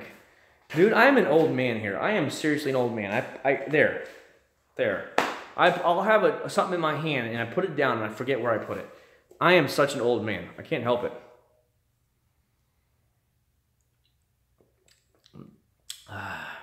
Yeah, it really is telling me, Super Dave. You're right about that. Thanks, Joker. I can't promise you I'll be here next weekend because it is Thanksgiving weekend. I know I'm going to Jacksonville on Thursday to have Thanksgiving dinner with her family, but I should be back on Friday because I'm going to let her spend time with her family. I'm not interested in hanging out up in Jacksonville. My mom doesn't live there anymore, She got remarried to some loser guy, so in Georgia, so she lives in Georgia now. So there's nothing there for me. And like I said, her family is not very hyped on me, so I don't ever want to be around them most of the time. I'm just like, hey, when I'm around them, and that's about it. So because I'm not a doctor. If I was a doctor, I'd be worth it. But everything that happens, they go out and say, well, what was Chad doing? And I'm like, Chad wasn't there. That was under her when it happened, and it's just, that's what they do. And I'm just like, I'm sick of it. I'm sick of it. And I can just feel it when I walk in. So I'll be polite, and I'm yes, ma'am, yes, sir, and all that stuff. And then I take off and I'll leave and come back home and let her spend the time of the weekend with the family. So there you go. You live in Port St. Lucie. I live in Kissimmee, Florida, right near Disney World, about 20 minutes away from Disney. All right, guys, final seconds. Let me know, last seconds, and then I am out of here, and I'm going to go get ready for bed, take a shower, get cleaned up, and check the YouTube messages, and that's it, guys. I'm done for the night. I can start to feel it. My contacts are starting to dry out. They're old. I need to buy some new contacts, and yeah, I want to get out that video for you guys tomorrow, and we'll go from there. So, and I hope you guys like it. Make sure you guys do check it out. I can't tell you, it'll probably be out sometime in the afternoon, but I'll get it out for you guys like I always do. So, well, there you go, guys.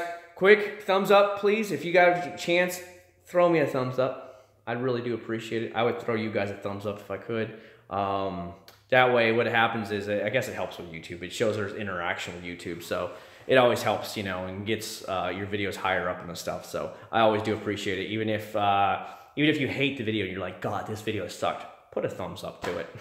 That way, it gets interaction. Even when people are like, I always have 2 or 3 thumbs down on every video. It's so funny because I know it's the same people doing it every video. I don't know if I offended them or what happened, but every video, it automatically gets those 2 or 3 thumbs down right away. And you're like, whatever, dude. But YouTube sees it and they see interaction. So it still helps me one way or another. And even though they don't realize it, they're actually helping me out. So it's pretty funny the way that works. So thank you very much, guys. I really do appreciate you guys stopping by. It really does mean a lot to me, as always. I will try and be here next Friday. If not, maybe next Saturday. And I'm going to try to do something special for you guys. But I don't know what's going to happen yet, so I don't want to tell you something in case it doesn't happen. I don't want to be that dummy that tells you one thing and it does another. So there you go. So if I don't see you guys before then, obviously you're going to see my videos, but I hope you guys have a very happy Thanksgiving. And yeah, we'll see you all at the very next hangout, whether it's next Friday or the Friday after. We will continue to have these as long as I am able to do them. So, and we'll get out some videos for you guys. And I hope you all really enjoyed the night. Thanks for hanging out with me. I hope you guys like the pools on the GTR for all of you guys who are here. And I'll see you all next week or maybe the week after. I don't know. It's late. I need to get asleep. So I'll see you guys a little bit later. Take care.